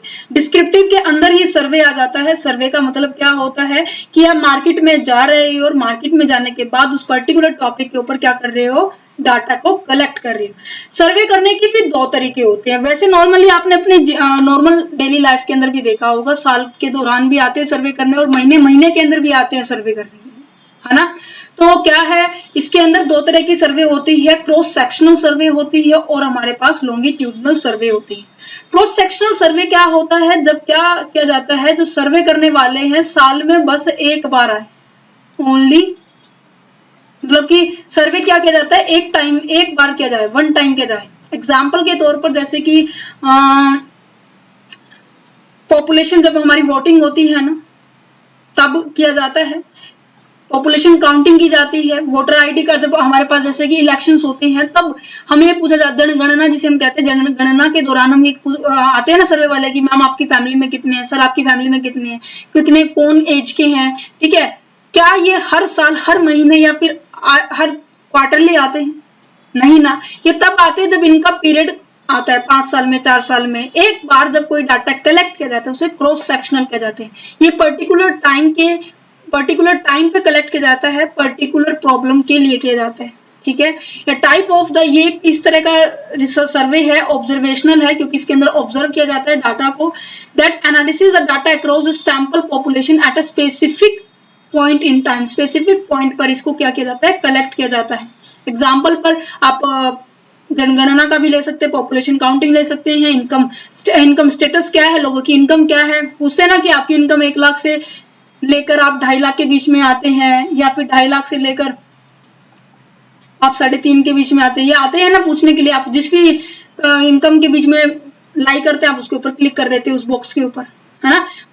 एम्प्लॉयमेंट रेशो पूछते हैं। ये कुछ एक ऐसी सर्वे होती है जो केवल एक बार होती है और वो भी स्पेसिफिक टाइम पर होती है, ठीक है। अब आ जाता है लॉन्गिट्यूडनल सर्वे। लॉन्गिट्यूडनल सर्वे क्या होता है? देखिए, लॉन्गिट्यूडनल सर्वे वो सर्वे होता है जिसके अंदर क्या है, सर्वे बार बार किया जाता है, मतलब डाटा बार बार कलेक्ट किया जाता है, वीकली, मंथली, ठीक है, या फिर क्वार्टरली, ऐसे कलेक्ट किया जाता है। एग्जाम्पल यहाँ पे देख सकते हैं, 2 एग्जाम्पल हो सकते हैं, प्रेगनेंसी का एग्जाम्पल ले सकते हैं हम, या फिर हम स्ट्रेस लेवल का दे सकते हैं, क्योंकि एग्जाम साल के अंदर 2 से 3 बार आते हैं, किसी यूनिवर्सिटी में 1 ही बार आते हैं, ठीक है। इग्नू यूनिवर्सिटी में जैसे 1 बार आते हैं, बाकी सभी यूनिवर्सिटी हुई, डी हुई, सी हुई, पी हुई, या फिर MDU, KU, KC, RSU, IGU, कोई भी यूनिवर्सिटी है उनके अंदर एग्जाम 2 बार होते हैं, है ना। तो क्या होता है, बच्चों का स्ट्रेस लेवल क्या होता है, इंक्रीज डिक्रीज होता रहता है। जैसे जैसे एग्जाम नजदीक आ रहे हैं स्ट्रेस लेवल बढ़ता जा रहा है, एग्जाम चले गए तो स्ट्रेस लेवल बिल्कुल रिलीफ हो जाता है, राइट। इसी तरह से प्रेगनेंसी का होता है एग्जाम्पल यहाँ पर कि जैसे कि हर 2-3 महीने के बाद क्या होता है, आप चेकिंग करने के लिए आते हैं, तो क्या होता है, ये आपकी लॉन्गिट्यूडनल है। जब आप क्या करते हो, आप मंथली या फिर आप क्या कर सकते हो, क्वार्टरली, इनके बेस पर आप क्या करते हो, डाटा को कलेक्ट करते हो, ठीक है। तो लॉन्गिट्यूडनल सर्वे जो क्या होता है, वो कैसा होता है, कोरिलेशन सर्वे होता है, जिसके अंदर 2 वेरिएबल्स के बीच में रिलेशनशिप करते हैं, एक्सप्लेन करते हैं, वो भी आगे आएगा। कोरिलेशन रिसर्च क्या होती है वो ये वहीं से टॉपिक आया हुआ है कि ये लॉन्गिट्यूडनल जो है कोरिलेशन रिसर्च का टाइप है, in which the researcher observe and collect the data collected more than one time and many time बोल सकते हैं, ठीक है।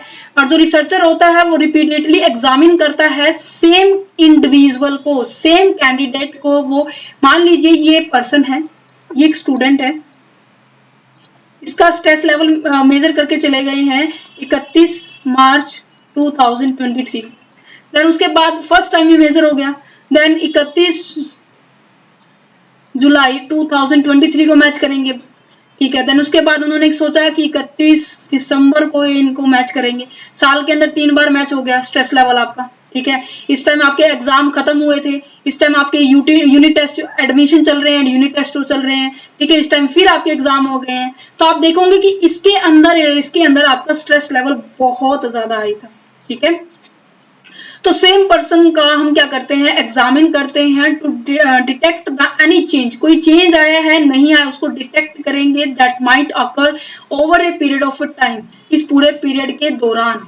इसके अंदर एग्जाम्पल प्रेगनेंसी है, स्ट्रेस लेवल है, ये आपको मैंने बता दिया, ठीक है। उम्मीद करते हैं जो सर्वे का है एग्जाम्पल और ये जो टाइप्स है वो आपको समझ में आ रही होगी, ठीक है। ये आपका बिल्कुल मोल्ड हुआ है, इसको हम एक बार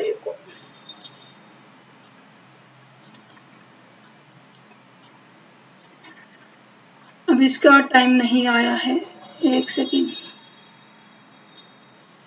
डिस्क्रिप्टिव सर्वे हो गया है। अब नेक्स्ट चलते हैं हमारे, इसके बाद आपको मैं दिखा देती हूँ, एक सेकेंड रुकिए। डिस्क्रिप्टिव के अंदर क्या आ रहा था, सर्वे आ रहा था, कोरिलेशन के अंदर कुछ नहीं आ रहा है, सीधा कोरिलेशन आ रहा है जिसके अंदर हम दो वेरिएबल्स के बीच में, इसके बीच में क्या दिखाएंगे, रिलेशन बताएंगे, ठीक है। दो वेरिएबल्स के बीच में क्या है, रिलेशन बता रहे हैं। एक्सपोज फैक्टो को हम काजल कंपैरेटिव रिसर्च में कहते हैं, इसको अपोजिट भी आ जाएगा एग्जाम के अंदर, बिल्कुल घबराना नहीं है, क्योंकि अगर आपने एक्सपोज फैक्टो पढ़ा है, काजल कंपैरेटिव नहीं पढ़ा, तो दोनों का मतलब ही सेम है। इसके अंदर कॉसिक कॉन्ट्रैक्ट भी आता है, कॉसिक रिसर्च भी आता है, ये भी आपका मोस्ट ऑफ सेम होता है। इसके बाद आता है एक्सपेरिमेंटल, ये तीनों को डिस्कस करेंगे, फटाफट देखते हैं। देखिए कोरिलेशन रिसर्च क्या होता है, कोरिलेशन रिसर्च का मतलब होता है जब आप किसी दो वेरिएबल्स के बीच में, एक वेरिएबल क्या है आपका डिपेंडेंट वेरिएबल है, एक आपका इंडिपेंडेंट है। एक सेकेंड,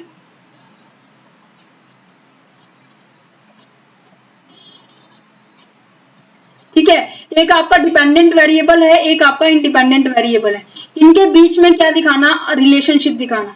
डिपेंडेंट वेरिएबल क्या होगा, वो वेरिएबल होगा जो इसके ऊपर निर्भर करता है, इंडिपेंडेंट के ऊपर। एग्जाम्पल के तौर पर हम ले लेते हैं एक प्लांट, ठीक है।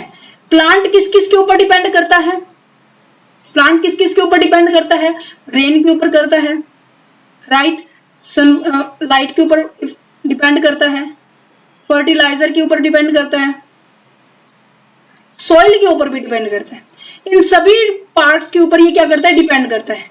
अब ये जो प्लांट है ये क्या है आपका डिपेंडेंट है, जो कि ये पॉइंट है, किसके ऊपर डिपेंडेंट है, रेन के ऊपर डिपेंड है, सनलाइट के ऊपर डिपेंड करता है, फर्टिलाइजर के ऊपर डिपेंड करता है और सॉइल के ऊपर करता है। ये सभी क्या है आपके इंडिपेंडेंट, मींस कि इनके चेंज करने पर, रेन के, सनलाइट के, फर्टिलाइजर पे, सॉइल के ऊपर चेंज करने से प्लांट के ऊपर इफेक्ट आपको देखने को मिलेगा। मतलब क्या है, जब दो वेरिएबल्स के बीच में रिलेशनशिप बताया जिसका इफेक्ट एक दूसरे पर पड़े तो उसको बोलेंगे हम कोरिलेशन रिसर्च, ठीक है। एग्जाम्पल बहुत सारे हैं, लिस्टों के अंदर एग्जाम्पल है, हमने बस सेलेक्टेड लिए हैं। जैसे कि रेन का इफेक्ट डलता है किसके ऊपर, हार्वेस्ट के ऊपर। स्ट्रेस का इफेक्ट डलता है आपकी अचीवमेंट के ऊपर। अगर आप ज्यादा टाइम स्पेंड करते हैं टीवी के ऊपर तो आपके एग्जाम के रिजल्ट के ऊपर इफेक्ट करेगा। ये आपके हो गए हैं डिपेंडेंट, जो इन सभी के ऊपर डिपेंड करते हैं,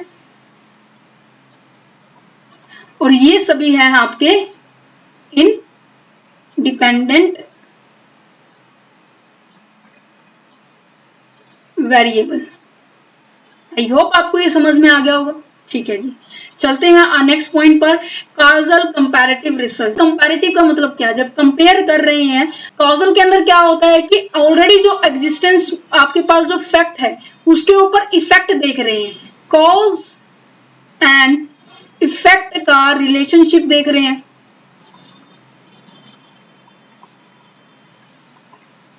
राइट तो ये कहते हैं कि also known as the ex post facto. Ex post facto का मतलब क्या है कि after the fact know the effect.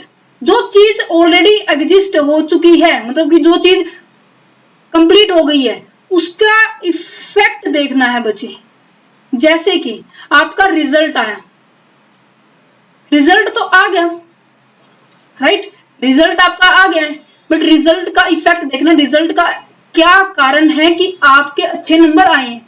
या तो आपकी मदर एजुकेटेड होगी, या आपने ट्यूशंस लगा रखे होंगे, या आप खुद ही इतने इंटेलिजेंट है कि आपने अच्छे से पढ़ा, आपने पूरी हार्ड वर्क की है। राइट तो ये क्या है, जो रिजल्ट इफेक्ट फैक्ट जो आपके पास अवेलेबल है उसके ऊपर आपने क्या किया, रिसर्च किया है। तो ये कह सकते हैं एक्सपोज का मतलब क्या, एक्स का मतलब क्या आता है कि जो घटना घटित हो चुकी है बट रिसेंट पास की हो, रिसेंट पास्ट की हो। तो यहाँ पर देखो, इसको हम ये कह सकते हैं स्टूडेंट की अचीवमेंट किसके ऊपर बेस करता है, या तो उसका मोटिवेशन हो सकता है, या फिर मदर एजुकेशन हो सकती है, या फिर ये भी कारण हो सकते हैं ट्यूशन हो गया, हार्ड वर्क हो गया, ठीक है, या फिर impact of the drug on the teenager. अब देखो टीनेजर जो है, जो ड्रग यूज करते हैं, उनका इम्पैक्ट देखना है, क्या इफेक्ट रहता है। क्या अब आप उस पर्टिकुलर रिसर्च को करने के लिए उन टीनेजर्स को ड्रग्स दोगे? ये जो अब जो नेक्स्ट जो बचे हुए टीनेजर है, क्या उनको आप ड्रग्स दोगे? नहीं, ये तो रिसर्च के बिल्कुल खिलाफ है। अगर आपको ड्रग्स हो गया, इन बाकी ऐसे चीजें जो सेहत के लिए हार्मफुल है, अगर आप इनके ऊपर रिसर्च कर रहे हैं तो एक्सपोज के रिगार्डिंग एक्सपोज रिसर्च ही आप करेंगे, क्योंकि जो फैक्ट आपके पास है, फैक्ट्स जो है उनको ऑब्जर्व करोगे और ये देखोगे कि टीनेजर्स पर क्या इफेक्ट डल रहा है। जो टीनेजर ड्रग्स लेते हैं वो, और जो ऐसे टीनेजर जो विदाउट ड्रग्स हैं, जो बिना इनके यूज किए बिल्कुल अपनी लाइफ को जी रहे हैं, उनमें क्या कुछ रिलेशन है। तो काज बताने हैं, कारण क्या है बच्चे, ये इस तरीके से है, उनका इफेक्ट बताया उन्होंने। ये सभी चीजें एक्सपोज फैक्टों के अंदर आती है। ठीक है, अब हम नेक्स्ट पॉइंट पे पहुंचते हैं, एक्सपेरिमेंटल रिसर्च क्या होते हैं। एक्सपेरिमेंटल रिसर्च क्या है कि जब आप किसी चीज को एक्चुअल में कर देखते हो, ठीक है, जब आप कोई चीज एक्चुअल में कर देखते हो। अब हमने ऊपर एग्जांपल लिया था, मान लीजिए आपने 3 प्लांट्स ले लिए, ठीक है, आपने 3 प्लांट्स लिए और तीनों प्लांट्स की ट्रीटमेंट आपने अलग अलग की, ठीक है। अब यहाँ पर देखो, इस वाले प्लांट को आपने बिल्कुल ओके पानी दिया, इसको बिल्कुल दिया ही नहीं, इसके अंदर बहुत पानी दे दिया, बहुत ज्यादा पानी है, जितनी चाहिए थी उससे ज्यादा क्वांटिटी में आपने इसको पानी दे दिया। तो कौन सा प्लांट क्या है अच्छा मतलब ग्रोथ करेगा? नॉर्मल सी बात है, ये वाला प्लांट ग्रोथ करेगा, है ना। तो यही बात है, ये प्लांट किसके ऊपर डिपेंड करता था। अब हमारा जो इंडिपेंडेंट वेरिएबल कौन था, वाटर था, जिसके कारण केवल एक ही प्लांट ग्रो हुआ, क्योंकि हमने इसके ऊपर प्रॉपर पानी दिया। इसके अंदर पानी ही नहीं दिया, इसके अंदर ज्यादा एक्सेस में पानी भर दिया, ठीक है। प्लांट्स और इनका जब आप इसको एक्चुअल में करके देखोगे कि ऐसा होता है, एक्चुअल में ऐसा होता है कि जो वाटर का जो इफेक्ट है वो प्लांट्स के ऊपर डलता है। अगर आप इस चीज को एक्चुअल में करके देखोगे तो वो आपका एक्सपेरिमेंटल में आएगा।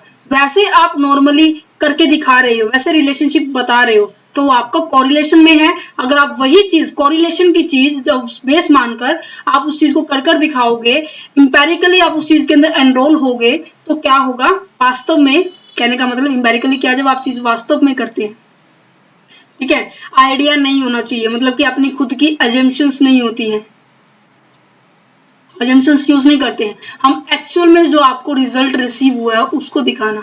एक्सपेरिमेंट का मतलब ही यही होता है कि आप प्रयोग करके दिखाएं कि ऐसा होता है, जैसे केमिकल्स मिलाने के बाद होता है ना कि इसके मिलाने से बाद ये बनता है, ऐसा कुछ। तो हमने प्लांट का एग्जांपल हमने बेसिक लिया कि जिससे आपको सभी को पता है प्लांट्स का, ये आपका प्लांट जो है डिपेंडेंट है, और जो बाकी जितनी फैक्टर्स बताया मैंने, सन बताया, रेन बताई मैंने, फर्टिलाइजर बताया, वाटर बताया, बाकी अदर फैक्टर्स भी हैं जो आपके इंडिपेंडेंट है, तो क्या लिखा हुआ है, study conducted with a specific scientific approach using two set of the variable based on the rationality and empirical. Rationality के ऊपर बेस्ड होना चाहिए, जिसके अंदर हम कॉज एंड इफेक्ट एक्सप्लेन कर सके कि पौधा अगर ग्रोथ कर रहा है तो उसका कारण क्या है, पौधा अगर आपका मर गया है तो उसका कारण क्या है, वो आप एक्सप्लेन कर पा रहे हो तो वो एक्सपेरिमेंटल है।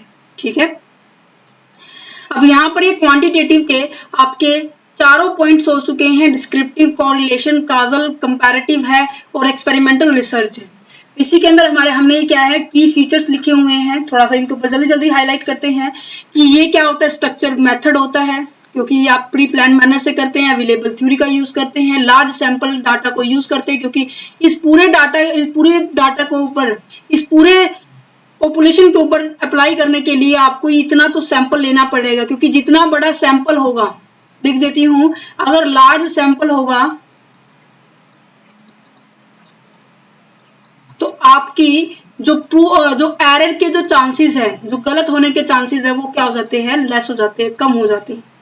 नॉर्मल सी बात है। अब इतने बड़े एरिया के अंदर इतना बड़ा एरिया आपने क्या किया, सैंपल का सेलेक्ट किया है, तो बाकी का बचा ये वाला एरिया ही तो रहता है, तो यहाँ पे पॉसिबिलिटीज काम करेगी फिर। ठीक है, तो यहाँ पे क्या है, ये जो लार्ज सैंपल है इतने की एरर होने के चांसेस रहते हैं, आपके लेस चांसेस इसलिए कहा गया क्योंकि इस एरिया को तो आपने क्या किया है, एज ए सैंपल आपने इसको सेलेक्ट कर ही लिया था। नेक्स्ट क्या कहते हैं, जो क्वांटिटेटिव रिसर्च किस लिए यूज की जाती है, जनरलाइजेशन के लिए यूज की जाती है। डिडक्टिव लॉजिकल प्रूव होता है, डिडक्टिव का मतलब होता है आप एज इट इज क्या है, सुपरफिशियल डाटा यूज करते हैं, ऊपर से डाटा यूज करते हैं। डिडक्टिव जर्नल पार्टिकुलर मतलब कि थ्योरी का यूज करके आप फिर एक पर्टिकुलर पर्सन के ऊपर जाते हैं, मतलब कि जो चीज होल के ऊपर अप्लाई हो चुकी है फिर आप उसे एक पर्सन के ऊपर, इंडिविजुअल के ऊपर अप्लाई करना चाह रहे हो। ठीक है, तो इसलिए कहा गया है जर्नल टू पर्टिकुलर। और यहाँ पे डीजीपी याद रखना, डीजीपी बनना है अब आपको क्वांटिटेटिव रिसर्च करने के बाद। ठीक है, पहले तो मैंने आपको पीएचडी करवा के कार दिलवा दी थी, अब यहाँ पे आपको डीजीपी बनना है। नेक्स्ट क्या है, यूज टू कंफर्मेशंस और द प्रूव द थ्योरी। आप टेस्टिंग करने के लिए, कंफर्मेशन करने के लिए कि क्या ये ठीक है, प्रूव हो रही है, तो तभी आगे जाके ये थ्योरी बनेगी। ठीक है, नेक्स्ट क्या है, data is collected superficial note in depth. आप सुपरफिशियल डाटा को कलेक्ट करते हैं, मतलब ये डाटा है इसको ऊपर से आप कलेक्ट कर रहे हैं। ठीक है, इसके अंदर नहीं जा रहे हैं आप। कंसर्न विद द प्रोडक्ट, ये प्रोडक्ट के साथ रिलेट करता है। फाइनल रिजल्ट के ऊपर फोकस करता है, ये प्रोसेस के ऊपर फोकस नहीं करता है। प्रोबेबिलिटी सैम्पलिंग का यूज करता है। प्रोबेबिलिटी सैम्पलिंग आपकी 4 तरह की होती है, हम आगे उसको डिस्कस करेंगे। Simple sampling, random simple sampling होती है, स्कैटर्ड सैम्पलिंग होती है, क्लस्टर सैम्पलिंग होती है और एक सिस्टमैटिक सैम्पलिंग होती है। इन चारों को हम आगे डिस्कस करेंगे। क्वालिटेटिव रिसर्च के भी आप थोड़ा सा कीवर्ड देख लीजिए, लिखे हुए हैं। क्वालिटेटिव रिसर्च किस लिए की जाती है, किसी भी चीज को आप डिस्कवर की जा रही है, आप किसी चीज को एक्सप्लोर कर रहे हैं, तब इसको यूज किया जाता है। ठीक है, इसका यूज हम क्या करते हैं, किसी भी चीज को वाई का आंसर देने के लिए, एनालिसिस करने के लिए इनका यूज तब किया जाता है। इसमें क्या किया जाता है, स्मॉल सैंपल का यूज किया जाता है, तो क्या चांसेस है, एरर होने के चांसेस ज्यादा रहते हैं। इसी कारण से ये जर्नलाइजेशन नहीं होती, ये कंटेक्चुअल जर्नलाइजेशन होती है। जिस एरिया के अंदर ये प्रूफ की है उसी एरिया के अंदर ये अप्लाई होगी। ठीक है जी, contextual generalization of the result, apply the result in a particular situation के अंदर ही होगी। इंडक्टिव लॉजिक होगा। इंडक्टिव लॉजिक का मतलब क्या है कि आप इन डेप्थ के अंदर डाटा को कलेक्ट करके लेकर आ रहे हैं। ठीक है, इंडक्टिव यहां पर क्या होता है, इंडक्टिव पर्टिकुलर से लेकर फिर हम जर्नल के पास पहुंचते हैं। तो यहाँ पे IPG, वहां पे क्या था DGP, यहाँ पे IPG है। ठीक है, नेक्स्ट क्या कहते हैं कि use to develop the theory. इसको यूज कब किया जाता है, अगर कोई थ्योरी आपको डेवलप करनी है, इन डेप्थ अंडरस्टैंडिंग करनी है, किसी भी डाटा को, फैक्ट को डिस्कवर करना है, वहां यूज किया जाता है।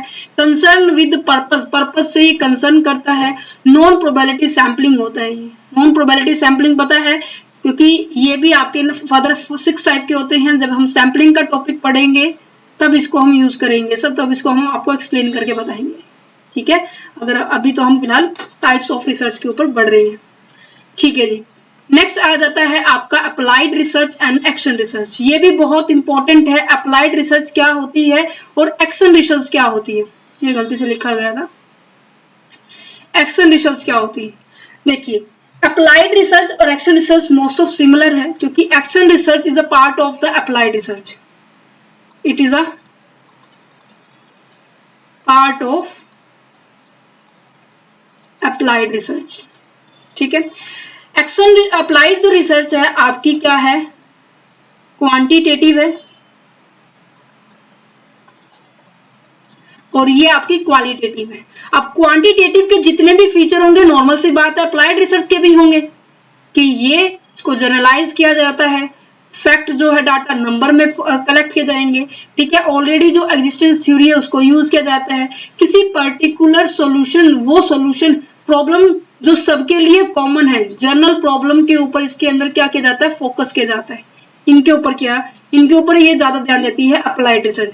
जब भी ऐसे लिखा हो कोई ऐसी प्रॉब्लम है जैसे जनरल है, जैसे रैगिंग का एग्जांपल ले, रैगिंग का एग्जांपल ले, कॉलेजेस के यूनिवर्सिटीज के अंदर क्या होती है, रैगिंग होती है।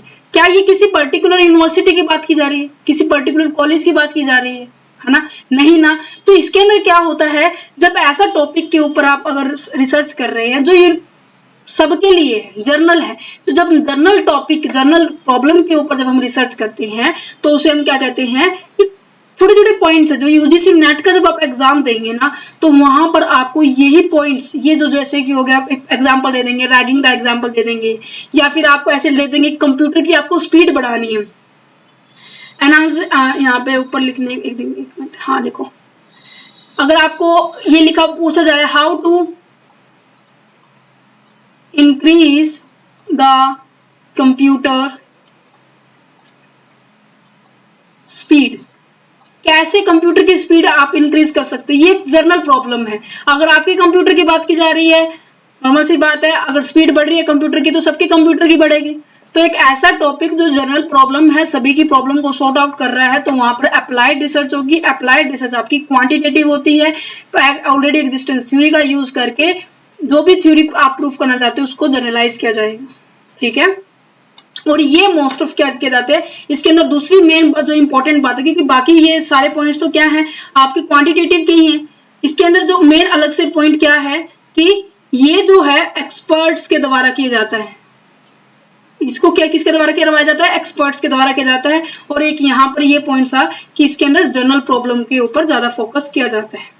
ठीक है, तो यहाँ पर देखो क्या लिखा हुआ है, solve the practical life problem and solution will be generalised form. जो सोल्यूशन होगा उसको जनरलाइज कर दिया जाएगा। यूज द ऑलरेडी थ्योरी, जो ऑलरेडी थ्योरी है आपको उसको यूज करेंगे। And done by the expert, problem solving होगा। एंड क्वांटिटेटिव है, use theory for solve the practical problem. Practical problem को, जो कि जनरल प्रॉब्लम होती है, उसको सॉर्ट आउट करने के लिए इसका यूज किए जाते हैं। ठीक है, और जो एक्शन रिसर्च होती है इसी का पार्ट होती है, बट ये थोड़ा छोटे लेवल पर होती है। कहने का मतलब क्या है कि work on the local problem, जो भी आपकी लोकल प्रॉब्लम होगी, स्पेसिफिक प्रॉब्लम होगी। अब देखो स्पेसिफिक प्रॉब्लम है मतलब कि कंटेक्चुअल प्रॉब्लम की बात, कंटेक्चुअल सिचुएशन की बात की जा रही है। अगर टीचर ये कहे कि मुझे अपनी क्लास की इंप्रूवमेंट करनी है, जब इसके अंदर पता है क्या वर्ड्स यूज होंगे, मोस्ट ऑफ क्या होंगे, ऑन हिज क्लास, हिज, हर, तो ये जो वर्ड्स आएंगे ना, तो मतलब कि स्पेसिफिक उसी पर्टिकुलर क्लास की बात की जा रही है। जब ऐसा कोई पर्टिकुलर सिचुएशन दे दी जाए तो वहां पर हम एक्शन रिसर्च का यूज करेंगे। ठीक है बच्चे, तो क्या होता है, find out the solution immediately. और यहाँ पर ये भी थोड़ा सा इंपॉर्टेंट वर्ड है कि जब आप इमीडिएटली प्रॉब्लम को सॉर्ट आउट करते हैं, अब ये देखो इमीडिएटली तो है नहीं, रैगिंग की सोल्यूशन प्रॉब्लम्स होगी, कंप्यूटर की प्रॉब्लम होगी, क्या आप उसको एक दिन में 2 दिन में कर सकते हैं, नहीं कर सकते ना। तो एक्शन रिसर्च में क्या होती है, आप इमीडिएट प्रॉब्लम के सॉल्यूशंस को फाइंड आउट करने के लिए इसका प्रयोग करते हैं। और ये किसके द्वारा की जाएगी, प्रैक्टिशनर्स के द्वारा की जाती है, जो मतलब कि ट्रेनर्स होते हैं। एज अ टीचर इसके अंदर एग्जांपल आ सकता है। ठीक है, और इसके अंदर मोस्ट ऑफ आपको देखने को मिलेगा जो मतलब स्पेसिफिक वर्ड, इम्प्रूवमेंट। इम्प्रूवमेंट जब बात की जाती है, इम्प्रूवमेंट करनी है तो उनकी बात की जा रही है। और ये एक स्पेशल प्रोसेस को फॉलो करते हैं। प्रोसेस आपको याद रखनी है कि ये प्रोसेस क्या है, PAOR। P का मतलब क्या है, प्लान किया है, फिर उसके रिगार्डिंग आपने एक्ट किया, मतलब कि आपने एक्शन लिया है, देन आपने ऑब्जर्व किया कि कैसा आपका एक्शन रहा, देन उसके बाद आपने रिफ्लेक्ट करना शुरू कर दिया। तो ये 4 स्टेप है, आपको याद रखने हैं। प्रोसेस भी पूछ सकते हैं आपसे, और ये कहीं ना कहीं टॉपिक्स पॉइंट्स बन रहे हैं। और ये क्वालिटेटिव है, क्वालिटेटिव में जनरलाइजेशन नहीं होती, स्पेसिफिक प्रॉब्लम को सॉर्ट आउट करके मामला फिनिश। उम्मीद करते हैं आपको applied research and action research के बारे में भी पता लग गया होगा। ठीक है जी, अब बढ़ते हैं हमारे नेक्स्ट पॉइंट के ऊपर, बेसिक रिसर्च क्या होती है। बेसिक रिसर्च का मतलब क्या है? अभी तक यहाँ पर इतना समझ में आया कि हमने डिस्क्रिप्टिव रिसर्च पढ़ लिया है, अप्लाइड रिसर्च पढ़ लिया है, एक्शन रिसर्च पढ़ लिया है हमने, ठीक है, एक्सपेरिमेंटल, काजा प्रोक्सिमल, ठीक है, एक्सपोज फैक्टो, ठीक है, और हमारा कोरिलेशन, ये सभी 5 से 6 से 7 हमने रिसर्च के टाइप्स पढ़ लिए हैं। इतना समझ में आ गया है? ठीक है जी, अभी तक इस वीडियो तक बने रहे हैं, आप मेरे साथ बने रहे हैं तो बहुत अच्छी बात है। कहीं ना कहीं कुछ ना कुछ आप गेन करके जरूर जाएंगे। मैं अपना पूरा 100% देकर आप सभी को समझा रही हूँ, तो उम्मीद करते हैं आप भी अपना 100% देकर समझ रहे होंगे। तो स्टार्ट करते हैं कि नेक्स्ट ये कह रहे हैं कि बेसिक रिसर्च क्या होती है। बेसिक रिसर्च की बात की जाए तो बेसिक रिसर्च क्या होती है, जिसके अंदर आप अपनी नॉलेज को, इसके अंदर ना 2 ही पॉइंट होती है कि जब आप अपनी नॉलेज को एनहांस करने के लिए कोई रिसर्च करते हैं तो उसे हम बेसिक कहेंगे। ठीक है, ये प्रैक्टिकली एप्लीकेबल नहीं होती, ये प्रैक्टिकली एप्लीकेबल नहीं होगी तो नॉर्मल सी बात है, जनरलाइजेशन भी नहीं होगी। और जो जनरलाइजेशन ही नहीं हो रही तो क्या है, ये इन डेप्थ स्टडी हो रही है। इन डेप्थ स्टडी का मतलब ये क्वालिटेटिव टर्म्स है, तभी बोल रही थी। अगर क्वांटिटेटिव क्वालिटेटिव का कंसेप्ट अगर क्लियर हो गया तो सारे के सारे पॉइंट्स आपको एक ही हिंट बहुत आपको। अब मैंने बोला कि इसका मेन रीजन क्या है, acquire the knowledge, with the help of the knowledge make the theory, discover the new principle। अब यहाँ पे देखो कितने मैंने हिंट दे दिए कि एक्वायर केवल नॉलेज किया जा रहा है, ठीक है, डिस्कवर लिख दिया, क्योंकि क्वालिटेटिव का जो मैंने डिफरेंस बताया है आपको कि क्वालिटेटिव एंड क्वांटिटेटिव में डिफरेंस क्या होता है कि वहां पे डिस्कवर करने की बात की जाए तो वहां पर स्पेशल क्वालिटेटिव होता है। समझ में आया क्या? कुछ तो आया होगा, है ना। तो जब हम क्वालिटेटिव की बात की जा रही है तो क्वालिटेटिव में जनरलाइजेशन नहीं होती है। दूसरा हिंट आपको ये मिल गया। कोई प्रैक्टिकल एप्लीकेबल नहीं हो रही है तो प्रैक्टिकल एप्लीकेबल तो होगी नहीं जब आपकी जनरलाइजेशन ही नहीं हो रही है ना। प्रैक्टिकल एप्लीकेबल होती है आपकी अप्लाइड के अंदर, क्योंकि प्रैक्टिकल एप्लीकेबल का मतलब क्या है कि जब आप कोई चीज जनरलाइज कर रहे हैं पूरी यूनिवर्स के ऊपर, पूरी होल पॉपुलेशन के ऊपर क्या है वो सोल्यूशन अप्लाई कर रहे हो, तब उसको क्या कहेंगे हम, क्वांटिटेटिव रिसर्च। ओके जी, यहाँ पर क्या लिखा हुआ है कि when we use the basic research to find the practical problem is known as the applied research। मैंने यहाँ पर देखो स्पेशल मेंशन भी किया हुआ है, जब आप इस बेसिक रिसर्च को बेस मानकर, मतलब कि जो आपने नॉलेज गेन की है, जो आपने नॉलेज गेन की है, इस नॉलेज का यूज करके आप प्रैक्टिकली जब किसी चीज के अंदर अप्लाई करते हैं तो उसे हम क्या कहेंगे, अप्लाइड रिसर्च कहेंगे। उम्मीद करते हैं यहां तक आपको समझ में आ गया होगा। ठीक है जी, यही थे अभी तक आपका पॉइंट्स बेसिक रिसर्च तक।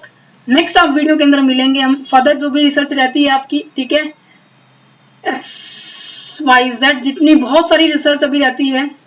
अभी एक सेकेंड, अभी हमारी 3 रिसर्च इसके अंदर भी रहती है। देखिए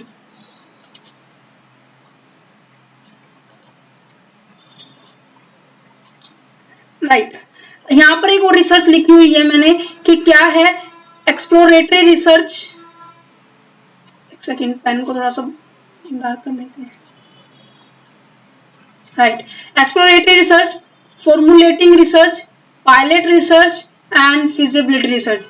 इन सभी का मतलब एक ही है, बस हाँ सेकंड नेम दिए हुए हैं ये आपको, ठीक है सब, ठीक है, ये सेकंड नेम दिए हुए हैं आपको। सबसे पहला जो स्टेप होता है ना, जब हम कोई रिसर्च करते हैं, अगर आपको कोई बेसिक नॉलेज नहीं है, उसका कोई बेस ही नहीं है आपके पास, मींस कि उस कोई भी अगर आप प्रॉब्लम ले रहे हो, उस प्रॉब्लम का कोई भी पहले कोई भी नॉलेज एग्जिस्ट नहीं है, कोई भी थ्योरी एग्जिस्ट नहीं है, कोई भी प्रिंसिपल एग्जिस्ट नहीं है, मतलब कि उसके रिगार्डिंग कोई भी आपको नॉलेज नहीं मिल रही है, नॉलेज ऑलरेडी कोई भी नहीं है, तो उसका मतलब होता है आप चीजों को एक्सप्लोर कर रहे हैं, आप चीजों को खोज रहे हैं। एग्जाम्पल के तौर पर आप जैसे ही 10th क्लियर करते हैं, अगर आपके घर में कोई भी एजुकेटेड पर्सन नहीं है ठीक है, एजुकेटेड पर्सन नहीं है, आप सब घर में सबसे बड़े हैं, तो आपको प्रॉब्लम ये होगी कि आपके लिए कोई बैकग्राउंड में कोई ऐसी इंफॉर्मेशन देने वाला नहीं है कि आपको कौन सी साइड लेनी चाहिए, आपको मेडिकल लेनी चाहिए, नॉन मेडिकल लेनी चाहिए, कॉमर्स लेनी चाहिए या फिर आर्ट लेनी चाहिए। इसका चुनाव आप फिर क्या करते हो, आप खोजते हो उन चीजों के रिगार्डिंग कि आप अगर मैं मेडिकल लूंगा तो मेरे पास क्या क्या स्ट्रीम होगी, नॉन मेडिकल लूंगा तो मेरे पास आगे क्या क्या स्ट्रीम होगी, कॉमर्स लूंगा तो मेरे पास क्या क्या स्ट्रीम होगी, इसी तरह से आर्ट लूंगा तो मेरे पास क्या क्या स्ट्रीम होगी। जब बच्चा खुद उस चीज टॉपिक के बारे में खोजना शुरू कर देता है तो उसे हम क्या कहेंगे, एक्सप्लोर रिसर्च। समझ पा रहे हैं? तो एक्सप्लोर रिसर्च क्या है, जब आप कोई टॉपिक को खुद रिसर्च करते हैं, कोई टॉपिक को आप खुद इन्वेस्टिगेट करते हैं, ठीक है, उसे हम क्या कहेंगे, एक्सप्लोरेटरी रिसर्च कहेंगे, एक्सप्लोरेटरी स्टडी कहेंगे। नॉट नो मच, आप उसके बारे में ज्यादा नहीं जानते हैं, ठीक है, आपके लिए वो नया टॉपिक है, ठीक है, आपके लिए नया टॉपिक है, नॉर्मल सी बात है। आप क्या करना चाहेंगे, आप उसके बारे में खोजना चाहेंगे कि एक्चुअल में है क्या, मैं लूं तो मैं कौन सी साइड लूं, है ना। तो आपके पास कोई भी पास्ट डाटा नहीं है, no past data, only a few study for the reference. अगर कोई आपके पड़ोसी कह रहे हैं कि नहीं मेडिकल ले लो, है ना, कोई कह रहा है कि नहीं कॉमर्स के अंदर बहुत अच्छा है, कोई कह रहा है अगर आप आर्ट लेंगे तो क्या होगा, आप कॉम्पिटिटिव एग्जाम में जा सकते हैं। अगर मान लीजिए किसी बच्चे ने कॉमर्स ले ली है, ठीक है, देन कॉमर्स लेने के बाद जो 3 ईयर कॉमर्स +2 कर दी है, +2 करने के बाद क्या होगा कि फिर कंफ्यूजन हो जाएगी कि आप 3 ईयर की डिग्री करो या 4 ईयर का इंटरमीडिएटरी जो कोर्स आ रहा है वो करें, या फिर आप कॉम्पिटिटिव एग्जाम में जाए, या फिर आप सीए कर रहे हो या फिर सीएफए कर रहे हो, ठीक है, सीए कर रहे हैं, क्या करें, सीएस कर रहे हैं, क्या कर रहे हैं, इनके रिगार्डिंग फिर इंफॉर्मेशन खोज रहे हो आप। तो ये होता है एक्सप्लोर करना, चीजों के बारे में खोजना, ठीक है।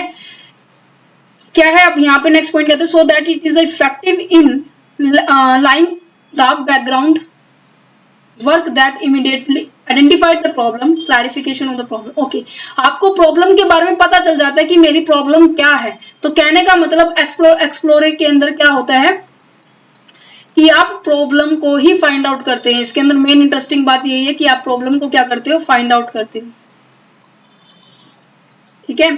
Researcher do in depth investigation, अब आपने इन डेप्थ इन्वेस्टिगेशन की होगी कोई भी चीज एनरोल करने के बाद। अब नॉर्मल सी बात है, अगर मान लीजिए आपने 3 ईयर के कोर्स में एनरोल कर दिया, आपने मान लीजिए बीकॉम में या फिर आपने बीबीए में एनरोल कर दिया, क्या आप इसको कंप्लीट करने के बाद फिर दोबारा से आपने बाद में सोचा सेकंड ईयर के अंदर नहीं मेरे को तो सीए क्या करना चाहिए था, डायरेक्ट करना चाहिए था, सीए फाउंडेशन का एग्जाम देने के बाद मैं सीए डायरेक्ट करना चाहिए था, तो क्या होगा, क्या आप इस चीज को वापस बैक जा सकते हो, नहीं जा सकते ना। तो इसलिए आपको पहले ही कॉमर्स +2 करने के बाद ही क्या करना पड़ेगा, आपको क्या करना पड़ेगा, आपको इन डेप्थ स्टडी करनी पड़ेगी। जब इन डेप्थ स्टडी कर रहे हो तो वो क्या है, क्वालिटेटिव रिसर्च है, इंडक्टिव रिसर्च है, ठीक है। आप किसी चीज को अच्छे से इन्वेस्टिगेट कर रहे हो, खोज रहे हो, तो आपका हो गया एक्सप्लोरेटरी रिसर्च। ये आपका डिस्क्रिप्टिव हो गया था। नेक्स्ट है डायग्नोस्टिक रिसर्च। डायग्नोस्टिक का मतलब होता है किसी स्पेसिफिक प्रॉब्लम है, आपने प्रॉब्लम को फाइंड आउट किया है, उसकी बात की जा रही है। डायग्नोज का मतलब क्या होता है, प्रॉब्लम का सोल्यूशन निकालना। भाई अगर वो प्रॉब्लम आ रही है तो कितनी बार आ रही है, उसकी फ्रीक्वेंसी नोट आउट करना। एग्जाम्पल के तौर पर देखिए, अगर आप एग्जाम्पल देखिए, अगर आप क्या है डॉक्टर के पास जा रहे हैं, आपके क्या है स्टमक में पेन है, ठीक है, स्टमक में क्या है पेन है, तो डॉक्टर क्या करेगा, क्या आपको डायरेक्ट मेडिसिन दे देगा, डायरेक्ट मेडिसिन तो नहीं देगा। सबसे पहले आपसे क्या करेगा, पूछेगा कि आपने कल रात में क्या खाया था, है ना, कल की पूछेगा आपसे, मतलब कि जो ऑलरेडी आपने जो काम किया है कल रात में, मान लीजिए आपने राइस खाए थे, चावल खाए थे या फिर लस्सी पी थी, कुछ भी खाया था जिसके कारण आपके पेट में दर्द हुआ है, डॉक्टर पहले आपसे पूछेगा, प्रॉब्लम पूछेगा कि क्या आपको हर महीने होता है या फिर कैसे, मतलब फ्रीक्वेंसी भी जानेगा कि क्या किस फ्रीक्वेंसी से हो रहा है, महीने में हो रहा है या फिर साल में हो रहा है, कैसे हो रहा है। तो डायग्नोस्टिक का मतलब क्या होता है कि प्रॉब्लम को सोल्व करने के लिए आपने चीजों को जाना, पास्ट की चीजों को जाना, ठीक है। क्या कह रहे हैं, डिटरमाइन द रूट काज, आपने रूट काज को देखा कि कारण क्या है, मेन जड़ क्या है इस प्रॉब्लम की, आपके पेट में दर्द हो रहा है, of a problem and find the most effective solution. Then उसके बाद आपने रूट को जान लिया, देन उसके बाद आपने क्या कर लिया, इफेक्टिव रूट को आपने, इफेक्टिव सॉल्यूशन को आपने बच्चों को बताया, सॉरी पेशेंट को बताया, ठीक है। अब यहाँ पे एग्जाम्पल क्या लिखा हुआ है, मार्केट के अंदर आपको ये आइडेंटिफाइड करना है कि कौन से एरिया के अंदर आपको इंप्रूवमेंट की जरूरत है, कौन से एरिया के अंदर पोटेंशियल अपॉर्चुनिटी है फॉर ग्रोथ, ग्रोथ के लिए आपके लिए अपॉर्चुनिटी है।